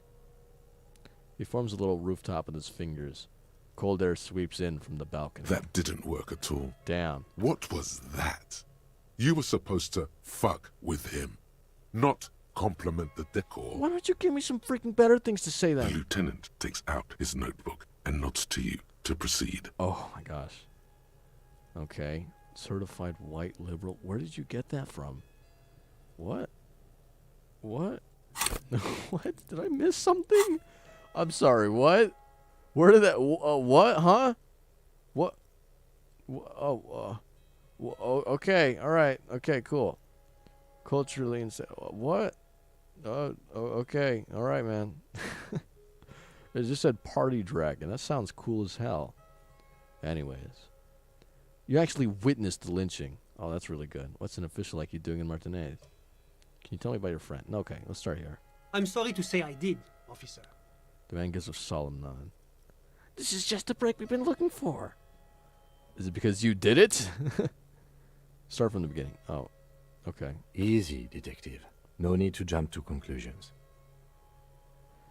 He eyes the spectacled man near the window, who smiles and spreads his hands.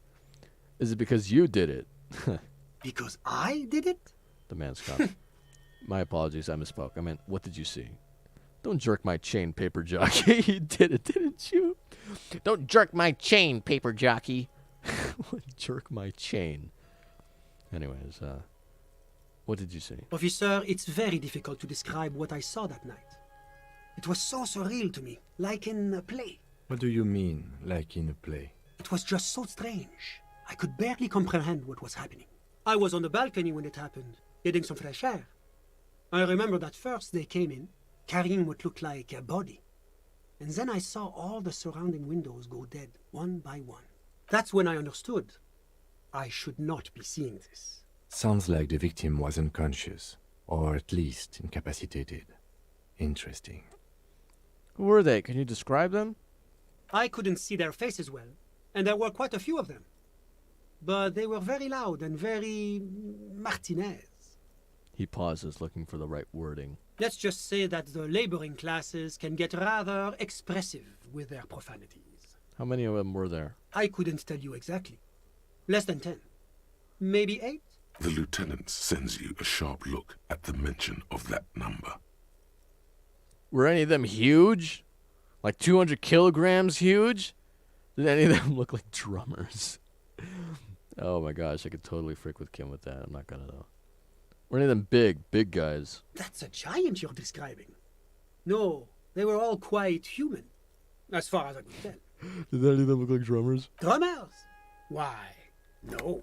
But then, I don't know what a drummer is supposed to look like. I think we can drop the drummer angle. That was my bad. What happened next? I went back inside. Yes, back inside. Keep yourself safe from the killing. Were you able to see anything from inside? Officer, the yard was pitch black. There was nothing to see, but I could still hear their voices. They were threatening to kill that poor man. Threatening to kill? Wait, he wasn't out? I thought he was shot already. Were they men, women? All men, I presume. But again, I couldn't see very clearly. What ethnicity were they? I believe they were mostly white, though I believe I saw 2 Aeropagites among them. And I am quite certain that one spoke with a Mesk accent. Mesk accent? It's not like he'd know that. Know what? No. Oh, what? Ugh. What happened next? Well, that's the strangest part, officer. Nothing happened. It was oddly quiet for a public lynching. What? Oh, you know that about a bullet. Yeah, the bullet. Yeah, well, he said if they threatened to kill him, that means he was alive then. So that means they had to shoot him like after he was hanged.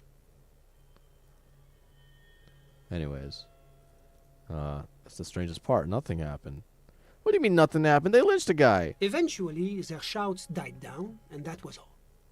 There were no gunshots, no celebratory shouts, no anything. Okay. Why didn't you call the RCM? You're right, of course. That is what one is supposed to do in such circumstances. I was simply in shock. I'm afraid I don't have anything else to add. About what time was all this happening, approximately? All I can say is that it was late. So let me get this straight. You didn't actually witness the hanging itself, did you? No, I didn't see the corpse until the following day. It seems this wasn't the break you were hoping for. Oh, this could totally be weird stuff happening if no one actually saw it in the darkness. Like it could be one guy and it was the other guy and stuff is happening. I think we have everything we need. Thank you for talking to us, Mr. Villedroit. That's everything? Of course. Anything I can do to assist the RCF. What's an official like you doing here? The coalition is only looking out for the price stability. Inflation is a killer, like a heart disease blocking the normal circulation of the economy. It must be controlled. The economy impacts the entire international community, which is why it requires international oversight. You sound exactly like a person I know. Man, that's kind of weird. Because the person I know, he doesn't speak English. Anyways. Okay, what are you doing here in this apartment? Some kind of bureaucrat? What is this international community? What is the Prestabilité? Enough business. Let's talk about something else. Who? Who are you talking about? Who sounds like this guy? Is that what you mean? What are you doing here, actually? Well, I'm renovating it. It is an interesting project. The building used to be a 12-story skyscraper before the cannons took the top 4 stories off. Wow. This, of course, happened when the coalition forces landed here. Interesting. You could say I'm undoing some of the material damage the international community caused when we arrived here. Huh. Some kind of bureaucrat. Yes, as I said before, I am a commissioner from Sur-la-Clé working for the Institute of Price Stability. This is one of the main projects of the Moral Inter. What is this international community? La Communauté Internationale is what Revacholians colloquially call the coalition. In other words, the nations that stopped the disaster of the revolution. What do I call the coalition? Your employer, technically speaking. The governing authority of Revachol. The RCM is but one part of this provisional administration. What is the Prestabilité? It is the most important thing. Doesn't tell me anything. It's the central goal of any sound monetary policy. Maintaining the price stability is essential to maintaining high levels of economic activity, which is essential for maintaining high levels of employment, which is essential for maintaining the social stability. Basically, it makes sure the price of bread doesn't change. Précisément. Too much inflation, bread becomes too expensive. Too much deflation, it becomes too cheap for bakers to produce. Okay. That's why the Institute of Price Stabilité works to keep inflation just below 2%. Below 2% of what? But not too far below, no. Too below is also bad. Below but close to 2%. That's not answering my question. The coalition believes in the importance of informing the public about the benefits of the price stability. Transparency is one of our principles. Would you like an informational pamphlet? Okay. A sound monetary policy is essential for addressing uncertainty. Stability is the raison d'être of the moral intern. It's the reason why I identify as a moralist. But oh, I don't have my leaflets on me today. That's too Bro. bad. You can always call our information line. Making information available is part of the moral intern's commitment to transparency. Okay. Heard about this moral intern before, and I want to know more. Doggy!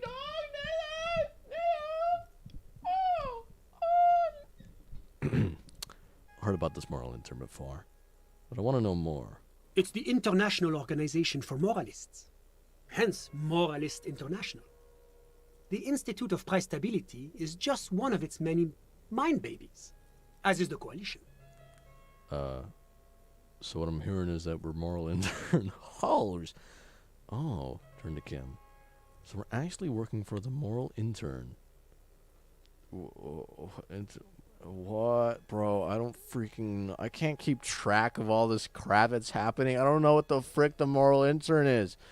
Is Moralist International, the Institute of Price Stability, is just one of the many mind babies, as is the coalition. I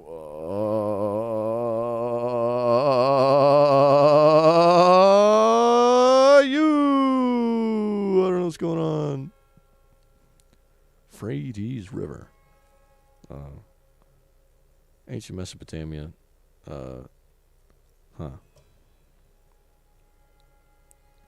I have no idea.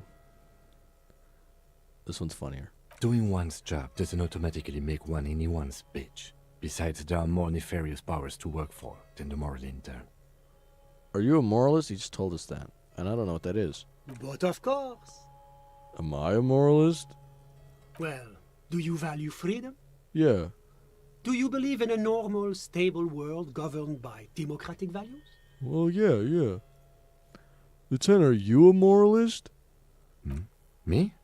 I'm a lieutenant of the RCM, dedicated to maintaining law and order in Ravachol. Yeah, cool.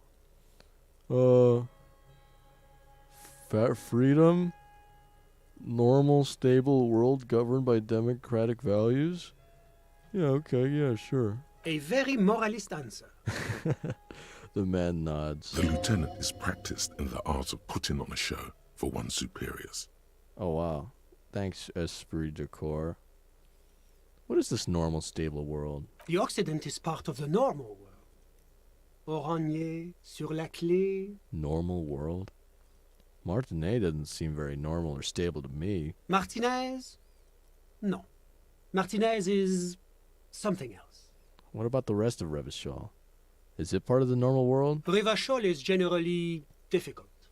It's led by an interim government, which means it hasn't yet achieved full democracy. But they are working towards it. You're all doing very well here, relatively speaking. He gives you an improving nod. I don't think I'm a moralist. Moralism sounds incredibly boring. I want some more action. Moralism is the ideology of foreign occupiers. Revachol must be governed by Revacholians. Democracy is a meaningless sham as long as the working class is under the boot heel of capital. It's like every time I'm talking to people, I'm choosing option D. None of the above. Is that moralism? Yes, bro. I don't know what the frick is going on, man. What is going on? Is this option D usually the most reasonable answer? Dude, usually it is the most boring answer. Yes, everything else is super extreme. It's like I'm living with a bunch of lunatics. Yeah. Sounds like you're a moralist indeed, my friend. Welcome. Huh? Moralism is all about compromise and achieving the achievable. What? It's pragmatic, realistic, and level-headed. What's An going ideology on? for doers. Huh? Are you a doer, What? my friend? What? It looks to me like you are. Now, enough of this delightful political interlude. Was there anything else you wanted to ask? Enough of the delightful political interlude. Huh? I'm a centrist, and that's worth. I know you're absolute. Not a freaking centrist, loser. I don't even know what that means. How could I be a centrist? Centrism is simply. I think I had a discussion about this in government class.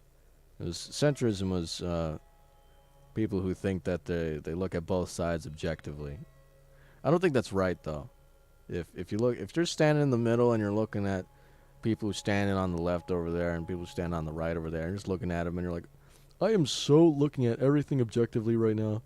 That's not really, being objective or just, being in the middle. It's kind of just like watching, It's kind of just like, hey, seeing what's going on both sides, not picking a side, I feel like people who do that are just kind of like,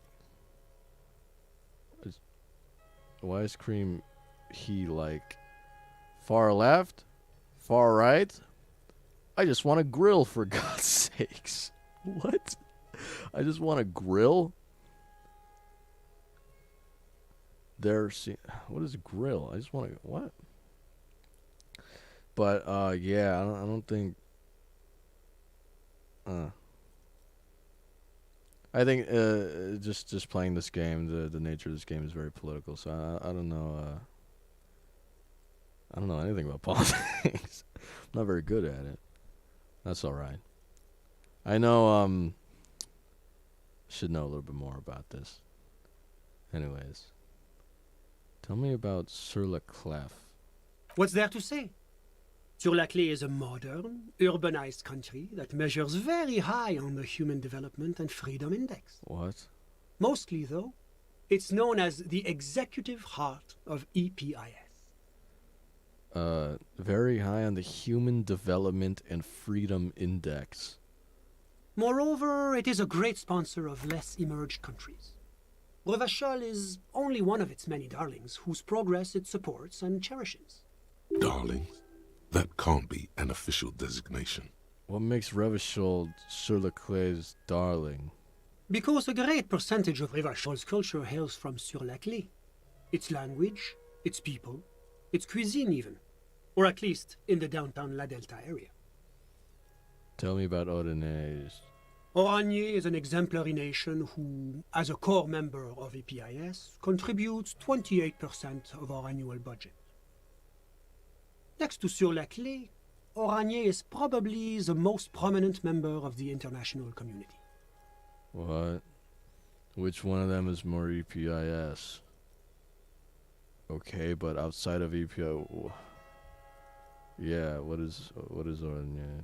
Oranier's economy is one of the most advanced in the economy. world.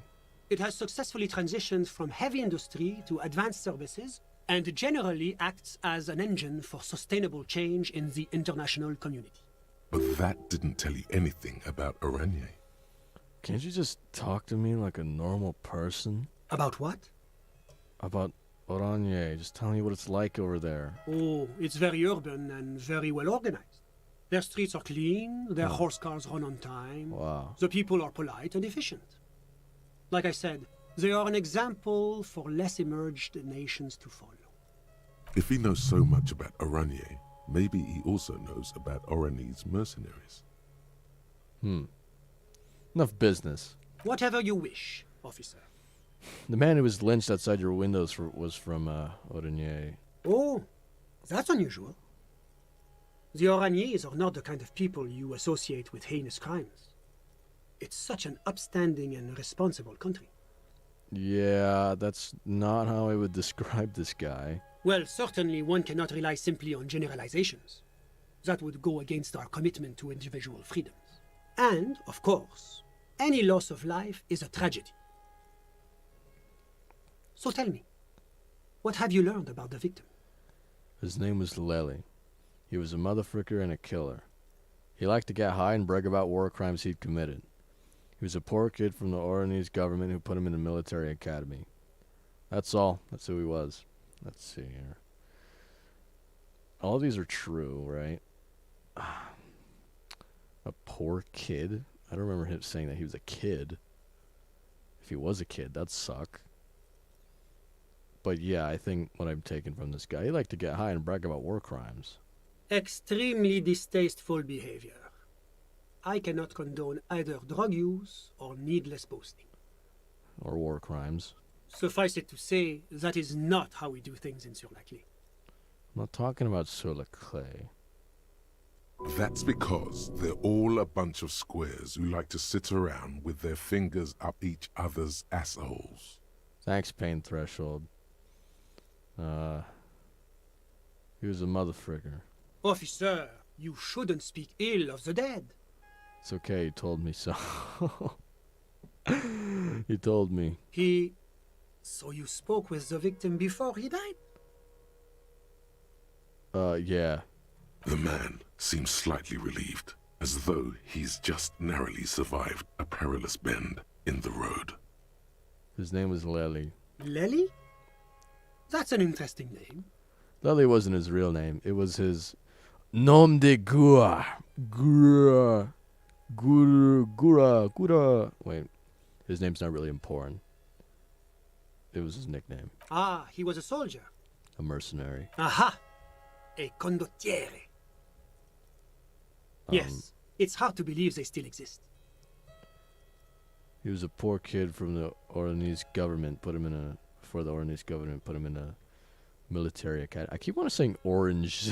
Oranges. He was a poor kid before the Orangeese government put him in a military academy. It's the responsibility of any good welfare state to take care of its most unfortunate citizens.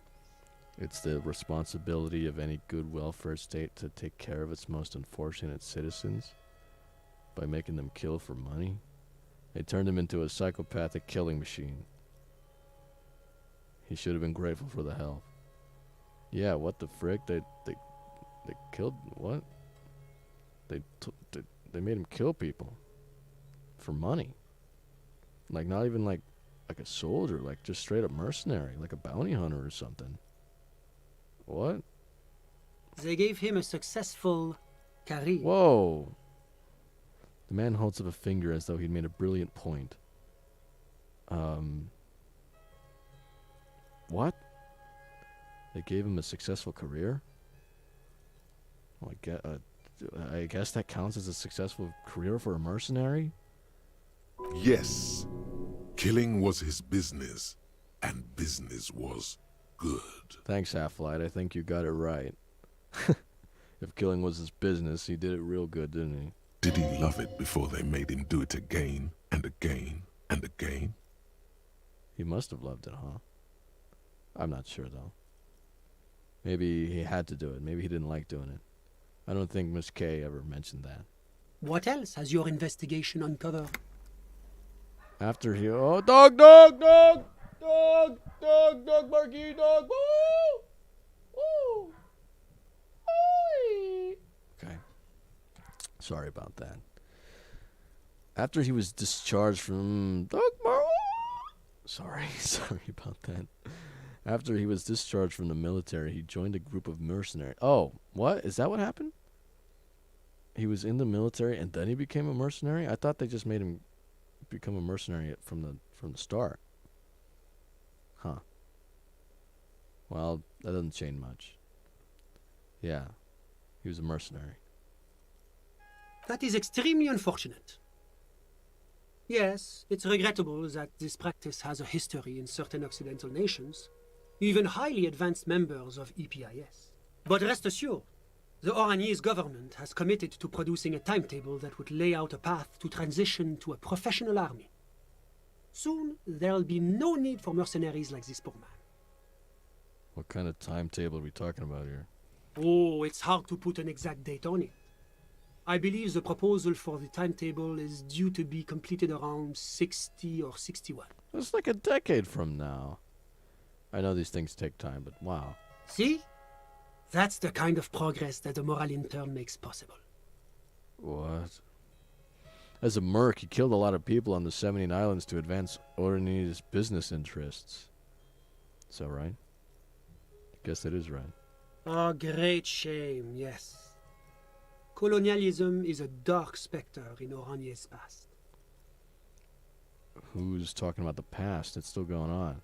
History is very complicated and rarely simple. What? What? History is very complicated It's still going on. When did it stop? Did it go stop? What? It's still going on, isn't it? Which is why the work of the moral intern is so critical. It is our great bulwark against another century of bloodshed. Well, that was it. That's who he was. As I said, the loss of any life is terrible, no matter who the person may have been. I do hope you're able to bring his killer or killers to justice. We must show that the rule of law still applies, even in Revachol. Even in Revachol. Can you tell me about your friend? Ah, my friend. My friend is a good young man. His family immigrated here from Kedra, and life has not been easy for him. But he understands the importance of education.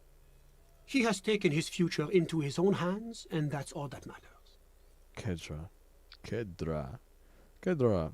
How did you two even become friends? How did any of us become friends? Bad things happening on the Insulindian Isola? Oil platforms ablaze in the night? Civil wars lasting for years? Finally, the international community is forced to step in. What are you talking about? No one becomes friends that way. Au contraire. It's how millions of people end up where they are. Meeting the people they meet. It's how I came here. And my friend, too. You still haven't told me who he is. Sorry. Who? The man throws a quick glance at his watch. Your friend, the smoker on the balcony. We were just talking about him. But I told you, officer. He's a bright young man here to pursue his education. Education is the foundation of our future, especially the arts. It is a cornerstone of our civilization. Fine, but what's his real name? Wait, so all you can tell me about him is that he's here to study the arts? Okay, what's his real name, motherfricker? Officer, you have to understand. I can't give you his personal information. I'm sure you have your own methods and databases, right? Please don't put me in this situation. Personal information? That's his name. That's his name. So all you can tell me about him is that he's here to study the arts? He's deeply enmeshed in the study of the fine arts, yes. Which arts? He's a truly free spirit. He likes all the arts. Perhaps graphic design, printmaking, who knows? The world is open wide for a talented youth like him. What are you doing in his apartment by yourself? I'm just enjoying the view. The man smiles, nodding to the window. What view? It's dark outside. Isn't it rude for your friend to leave you alone like this? I'm gonna say that. We're old friends. Nothing's taboo between us. He comes and goes. I'm sure you'll see him around. He's very active. Can I go back to that? I'm just enjoying the view. What view? Listen. He says, raising his hand. What? I'm not hearing anything. The Insulindian Bay. What about it? This place used to be a luxury accommodation before the revolution. Apartments, of course, were much bigger then. A few walls have been added here and there, leaving some of the tenants without a private bathroom or a kitchen. But the million real view stays. You can't take that away. He knocks on the balcony door, his face mirrored in the darkened glass. I was talking about your friend. My friend comes and goes. I'm sure you'll see him around. He's a busy bee. A busy bee? What an odd choice of words. What's Kedra? Kedra is a candidate member of APIS. But, between you and me, their potential membership is a more contentious issue. What do you mean? That it's never going to happen. They enter negotiations in 21, and it's been pending ever since. What? It doesn't tell me. I still don't even know what EPIS stands for or what it does. Man, I don't know what the I totally missed that. What does that tell me anything? What about, is it warm there? So what's going on? It's warm. It's also known for its mandarin trees and dust storms from Supramundi. Okay. Kedra's an emerging market, but it still has a long way to go. Maybe that's why my friend's menage decided to immigrate. Yeah. I'm all ears, officer. That's all I got. A moment, officer. Yes, Sunday. Do you have everything you need from me? I'm afraid we won't have the chance to speak again once you leave. Why? It's against diplomatic best practices for an official in my position to be discussing murders with local militiamen. And I'm pressed for time. After you leave, I should be leaving as well. I'm not going anywhere. I just want to take a look around this apartment. Thanks for the heads up, but my work here is done. Of course. I'm sorry I couldn't be the break you were looking for. Good luck with the investigation. Huh. What's this? We're getting reports of normal, reasonable, temperate, political opinions somewhere in Martinez. You must be mistaken. I'm a real radical. That's me, Mr. Reasonable. Someone's got to keep it sane around here. This is because I keep saying none of the above to political stuff, isn't it? Oh. Oh, yeah, empathy. This is because I keep saying none of the above to political stuff, isn't it? It's also about that. God. But it's also more. Like what? Perhaps it's the hangover. What? Perhaps it's a temporary surge of serotonin. But something tells you Tells me what? it's time to become a citizen of the Kingdom of Conscience. What? No more talk. Sign me up. No, I'm too fiery with this watercolor ideology. Watercolor ideology? I'm trying to develop more extreme and interesting opinions. Where's this Kingdom of Conscience? It is not a place. It is a moment in time that can only arise in the right circumstances. In all of human history, it's only been achieved a handful of times. How do you bring about those circumstances? Incrementally. Incrementally? Yawn. You'd get there faster with a little speed. History's greatest catastrophes have been brought about by people trying to make the world a better place. Too quickly. That's the genius of Dolores Day. She recognized that progress is meaningless if its gains are lost because of instability. Real, lasting change can only come about gradually, increment by increment. What about all the things that are wrong now? Okay, but like, what's the Kingdom of Conscience actually like? Yeah, what's going on with everything now, you know? Tisk tisk. Just because you live in the present doesn't mean you have the right to place your needs above the needs of the future. The future. You may never live to see the Kingdom of Conscience. Okay. Your children may not. Huh. Even your grandchildren might not. Okay. But that's no excuse not to keep working. Okay. What benevolence. Okay, Volition. What a fucking joke. Oh, damn, you guys don't like this guy, huh? Wait, is the Kingdom of Conscience really about doing things or just preserving the status quo? Okay, but what's the Kingdom of Conscience? Wait, what? Do you believe the status quo is preferable to chaos and bloodshed? Okay, yeah, sure. There you have it. Sometimes holding the line is progress. Huh. Okay. What's this Kingdom of Conscience actually like? What are you talking about? The kingdom is difficult to comprehend and even more difficult to describe, partly because humanity will need to discard many of the categories that define and limit it today. The Kingdom of Conscience is post-capitalist, post-national. What? It's also post-industrial, post-ideological, and even post-sexual. What? Sounds incredible, Alwyn Z. Let's go there right now. That seems fine. I still want to live for the present, though. Man, that sounds kind of terrible. I don't think I want to be a moralist anymore. What? What? What? What? Okay, you're saying it's mega boring? I have no idea what's going on. What are you talking? What is going on? Oh, it's because I don't have enough knowledge to formulate political opinions or something like that. I don't know. It's a bit of a pickle here. So I'm gonna read what you said. You said centrists thought boo mega boring. Okay, so you think what did you say earlier? Centrism is worse than fascism? Okay. That's cool, I guess. Still want to live for the present, though. Well, I think I'm just going to take the thought, though, because, like you said with the communism bit. Hold up, motherfricker. Now that I'm thinking about it, when the communism when freaking empathy gave me the communism. Wait, it wasn't empathy. Who was it again? It was freaking. What was it? It was rhetoric. Mother freaking rhetoric gave me communism thoughts, and you were like, yeah, go communism, yeah, and I was like, I don't know what's going on, and you're like, just do it. It's not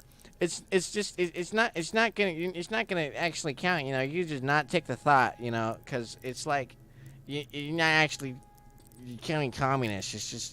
You just have the thought. You know what I'm saying? And now I'm over here, and you don't want me to take the... Okay, now it's fine to take. Okay, so you think it's fine to take it now. The Principal. I think it's about the Principal, huh? Okay. I'm going to take it just to have it. But I don't freak... You know what? Wait a second. If I'm going to stay true to myself and actually play this freaking game without you backseating me all the freaking time, then I'm not going to take it. That seems fine. I don't know what the Kingdom of Conscience is. I don't know what empathy is trying to sell me. I don't understand any of it, so why would I take it? Just to have it? No. I don't need it. That seems fine. I still want to live for the present. What you want is immaterial. The Kingdom of Conscience is coming, whether you like it or not. Only very slowly. Okay. Thanks, empathy. Nerd. Looks like that's all we got here. We're done here.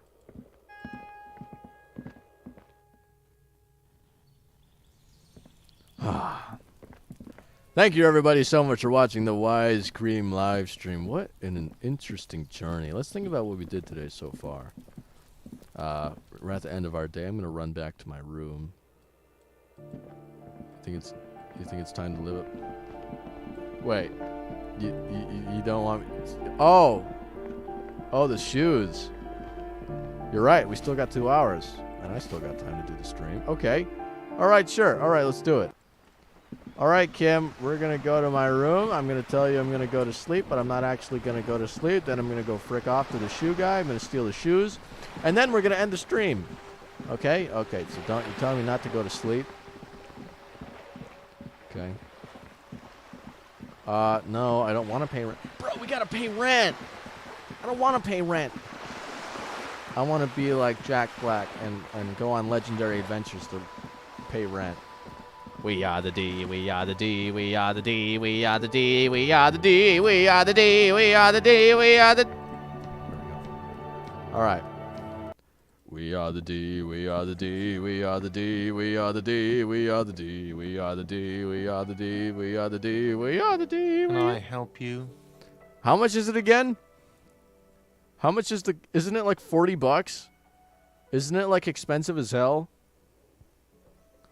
Can you tell me how much it is again before I do that? I'm gonna walk around. Let's see. Done. See, look at that. 20 bucks? Okay. Gaston Martin. Cargo container door. Okay. Let's pay the 20 bucks. Can I help you? About my bill. Got the 20 real? Yeah, 20 real for the night. Come on, it's late. Do I really have to pay you? Okay, yep, 20 reals. Good. You got the room for the night, but remember, you'll need another 20 real tomorrow. I got it. How could anyone forget, asshole? Thanks, Half-Light. Alright. Okay. Wait, so how do we ditch Kim again? Because he's totally cramping my style right now. He's totally harshing my vibe. Am I supposed to go to bed, but then not go to bed? And then we go to the fridge? Could you just give me a reminder real quick? Okay, so just go to the room. Alright. Well, Kim, you know, that was a great adventure, boy. I'm not gonna go sneak out without my authority figure looming over me. See you in the morning. Yep, good night, Kim. I'm gonna walk outside. Bye. Oh, see you, Kim. Yep, see you, Kim. Goodbye, Kim. See ya. Wow, I don't have Kim with me. This is weird. This is strange. I don't like this feeling. I'm alone. I'm alone in this unforgiving, cruel world. The indifferent suffering of the universe is the weight of it is on my shoulders. My indomitable human spirit, however. Oh, frick. Wait a second. How do we, gotta go through here. We are the D, we are the D, we are the D, we are the D, we are the D, we are the D, we are the D, we are the... I gotta put on my flashlight. We are the D, we are the D, we are the D, we are the D, we are the D, we are the D, we are the D, we are the D, we are the D, we are the D, we are the D, we are the D. The bear's eyes are still glowing red. It's guarding over the freezing corpse hidden inside its belly. Wait, I thought it was a check. Okay. Try to remove the dead guy's shoes. Because I'm the shoe stealer. Shoe stealer strikes refrigerated man. The body is reluctant to let go of the boots, as though it were its last bit of dignity. You're going to need to summon all your strength for this undertaking. What? Whatever you're planning to do, you need to do it before you catch pneumonia in the cold draft coming from deep inside the fridge. Here we go. Right boot, left boot. Right boot, left boot. Right boot, left boot. Right boot, left boot. Right boot, left boot. I'm going to go with the right boot. It feels like the leg is going to come off along with the boot, but you're able to get the boot to move a centimeter or two. Okay. Let's put on the other one. It's not completely useless. You're able to reveal a little more of the putrid polymer sock beneath the boot. Dude, it feels like I'm sneaking out of the house at night. This is what it feels like. Whoa, what was that? What was that? There's a thing scurrying. Was that like a rat or something? That scared me. Oh. See? The corpse doesn't care if you try to take his boots. He doesn't need them. He's probably glad to get rid of them. Thanks, empathy. Should we adjust the seating position first? Or should we try and twist the boots off one by one? Let's go ahead and just like twist them off. Let's just kind of like, This is the right method. Oh. It takes some time, but eventually the boots come off. Yay. With nasty slices of polymer sock stuck to even bigger pieces of skin and rotting flesh. Wow. I got the Fairweather T500 boots with rotting flesh. Take stock. Not good. Let's pin this on the bear. Yeah. The ice bear tore up his legs with its claws. As for the boots, you can't possibly do anything with them until you've cleaned and disinfected them thoroughly. Yes, these absolutely need to be washed before. The stink is incredible. Thanks, perception. Didn't the Whirling have a kitchen? X reaction speed. Let's go frick around in the Whirling's kitchen right now, just to frick around, just walk in there to that blind guy or deaf guy, I forgot, and then just throw some shoes with rotting feet in them into the sink, scrub them. Let's just tell Gart that we're doing the dishes and actually just do that. How are you guys still here? Y'all are a bunch of losers with no friends or anything to do in the day. Oh my goodness, you guys suck. You guys suck. All right, here we go. Sink. Sink. Sink. Sink. Hold up. Items. Interact. Ooh, nice. Fairweather 200 boots. Don't smell these boots. Better yet, don't even think about them. Unless it's the thing about how you're going to get them clean, that is. For now, they're unsellable, unwearable, and just downright disgusting. Oh boy, look at those. Oh man, look at that. Interact. These boots were probably left on the corpse because they were impossible to pull off while it was hanging. They're not exactly pleasant to look at right now, much less smell. Look at it. Graceful whirls cover the boot's glossy surface. These will be gorgeous once you get them clean. Look at the soles. Fairweather T500 VE is imprinted under each heel. Look inside. Still, just pieces of sock and rotten cadaver. Okay. Well, that's cool too. Not the sink. Bucket. This industrial gas-powered stove has been used to prepare food for many hungry hostel guests. There are several pots and pans on hand. That's not what we're looking for. Dishwasher.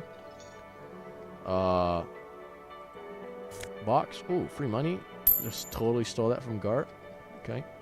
You Is it see here? a heavy steel door What's with this door a again? prominent dimpled lock. It's painted blue. Touch. The cobalt blue surface feels rough to touch. What are you talking about? The stove? This industrial gas-powered Oh, stove cleaning has been supplies. used to prepare food for many hungry hostile guests. There is a variety of soaps and bleaches in the cabinet to the left of the stove.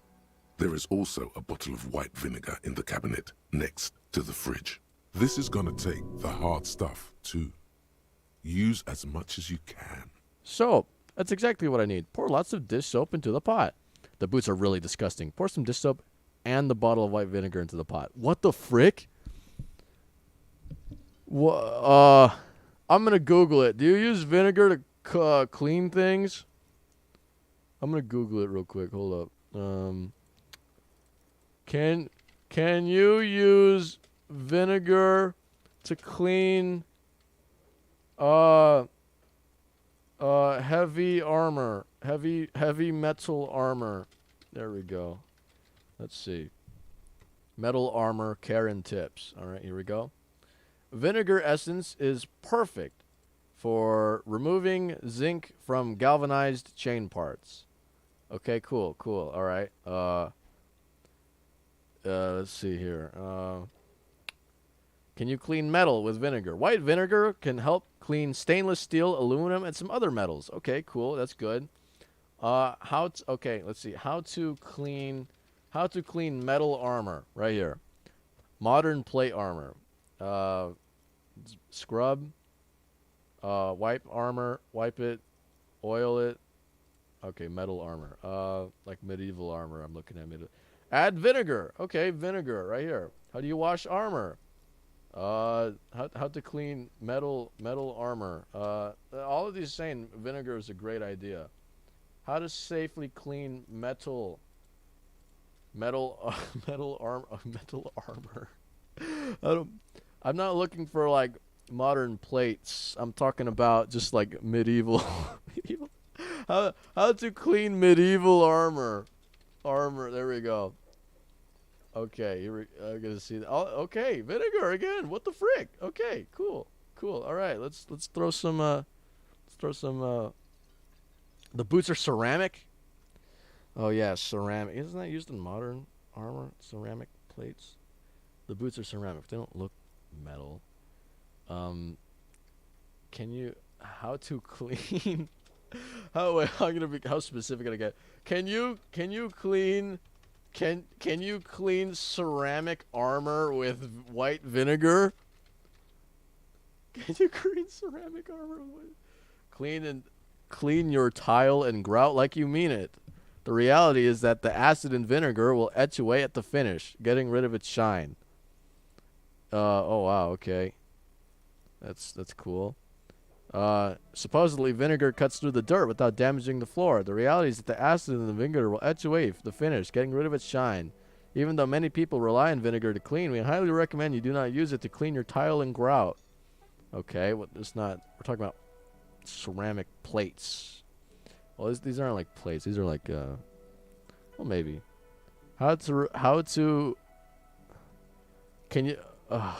Can you clean ceramic? Let's get rid of the armor part. Can you clean ceramic with white vinegar? Yes, you can safely use vinegar to clean ceramic or porcelain tiles. All right, cool. Is vinegar good for cleaning ceramic? It's an excellent cleaner. Its high acidity can break down any stubborn buildup of soap, dirt, or scum. Cool. What's the best cleaner for ceramic? The best tile cleaner for shower tiles is good old white vinegar. Oh my goodness, this is great. Okay, all right. Well, ceramic. Hold on. Let's look at how. Hold up. Oh, I can't look into my inventory. Okay, so metal armor, great. Metal medieval armor, great. Ceramic plates, great. Okay, white vinegar, great. That's good. Let's put some. We're gonna put some white vinegar in it. All right, here we go.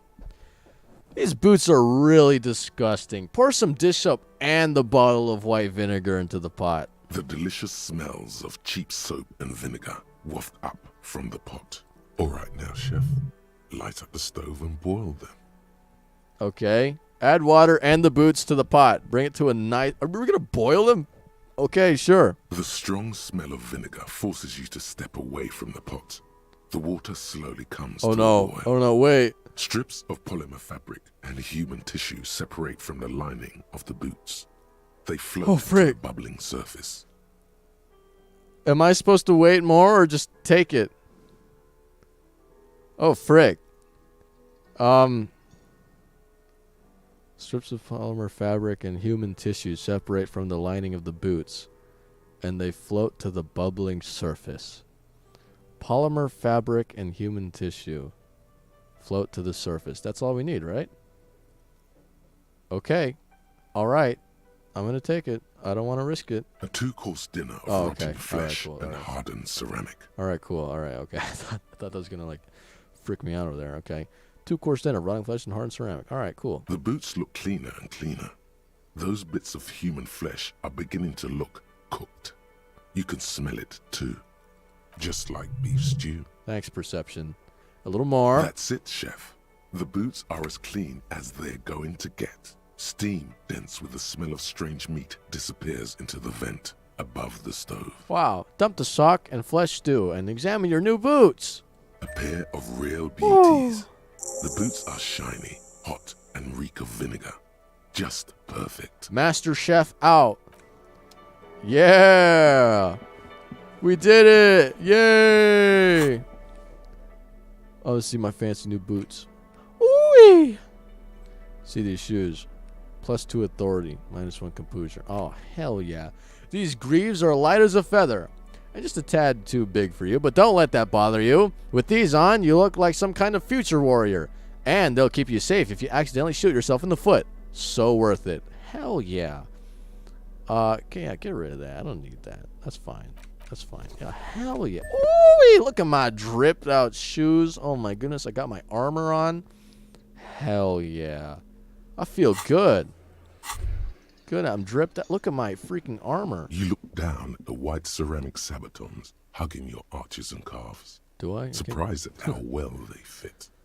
I will be responsible with this. This is just to protect me from harm, not to show off. Decked out like decked out in future armor, like a cop ought to be. Okay, we're just here to. Kim might have some questions. No, he won't. What the frick? The hardened vitreous enamel, at once sleek and light, adds a glow to your cheeks and a spring to your step. Nice. Just imagine what a full suit of this stuff could do for you. Yeah, I want the full suit. I want the body armor. This gear could line my pockets with cash. I could probably sell it to some other cops.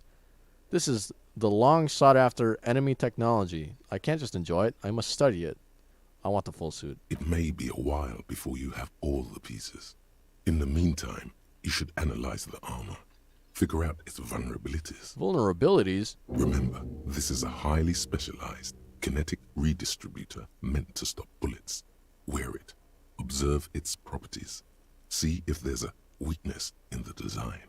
For the day you have to fight someone covered in the same material.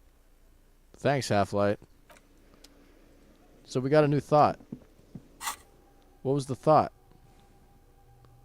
Feather Weather T500. Hard move. It really hurts to punch this armor. A sword wouldn't even leave a scratch. A bullet would bounce right off. Still, there must be some flaw in it that would allow you to stand your ground against this dangerous enemy technology. You just have to figure out what it is. Possibly by beating yourself while wearing it? Shooting yourself? Let's see. And we're going to have to answer all these questions and more in the next WISECREAM Livestream. Thank you, everybody, so much for watching. For real this time. I really appreciate you being here. Thank you, Mr. Boongus, for attending like basically the entire 2.5-hour stream. I really appreciate it. That was a lot of fun. Figured out a lot of things. I got these dripped out shoes. Oh my goodness. I'm invincible to like getting kicked in the shins now. I can ride a scooter with zero hesitation. I feel good. Wow. What a cool game. Can't wait to see what happens next. Again, thank you everybody so much for watching. Whether you were there to witness it live or viewing in the far, far future, thank you everybody for watching. And I could get revenge on that furnace by kicking it. Hell yeah. Actually, I want to do that. I want to do that. Frick that freaking furnace. So, again, thank you everybody so much for watching. If you liked the video, please consider subscribing. And hopefully, We'll meet again. Bye-bye. Woo, woo, woo.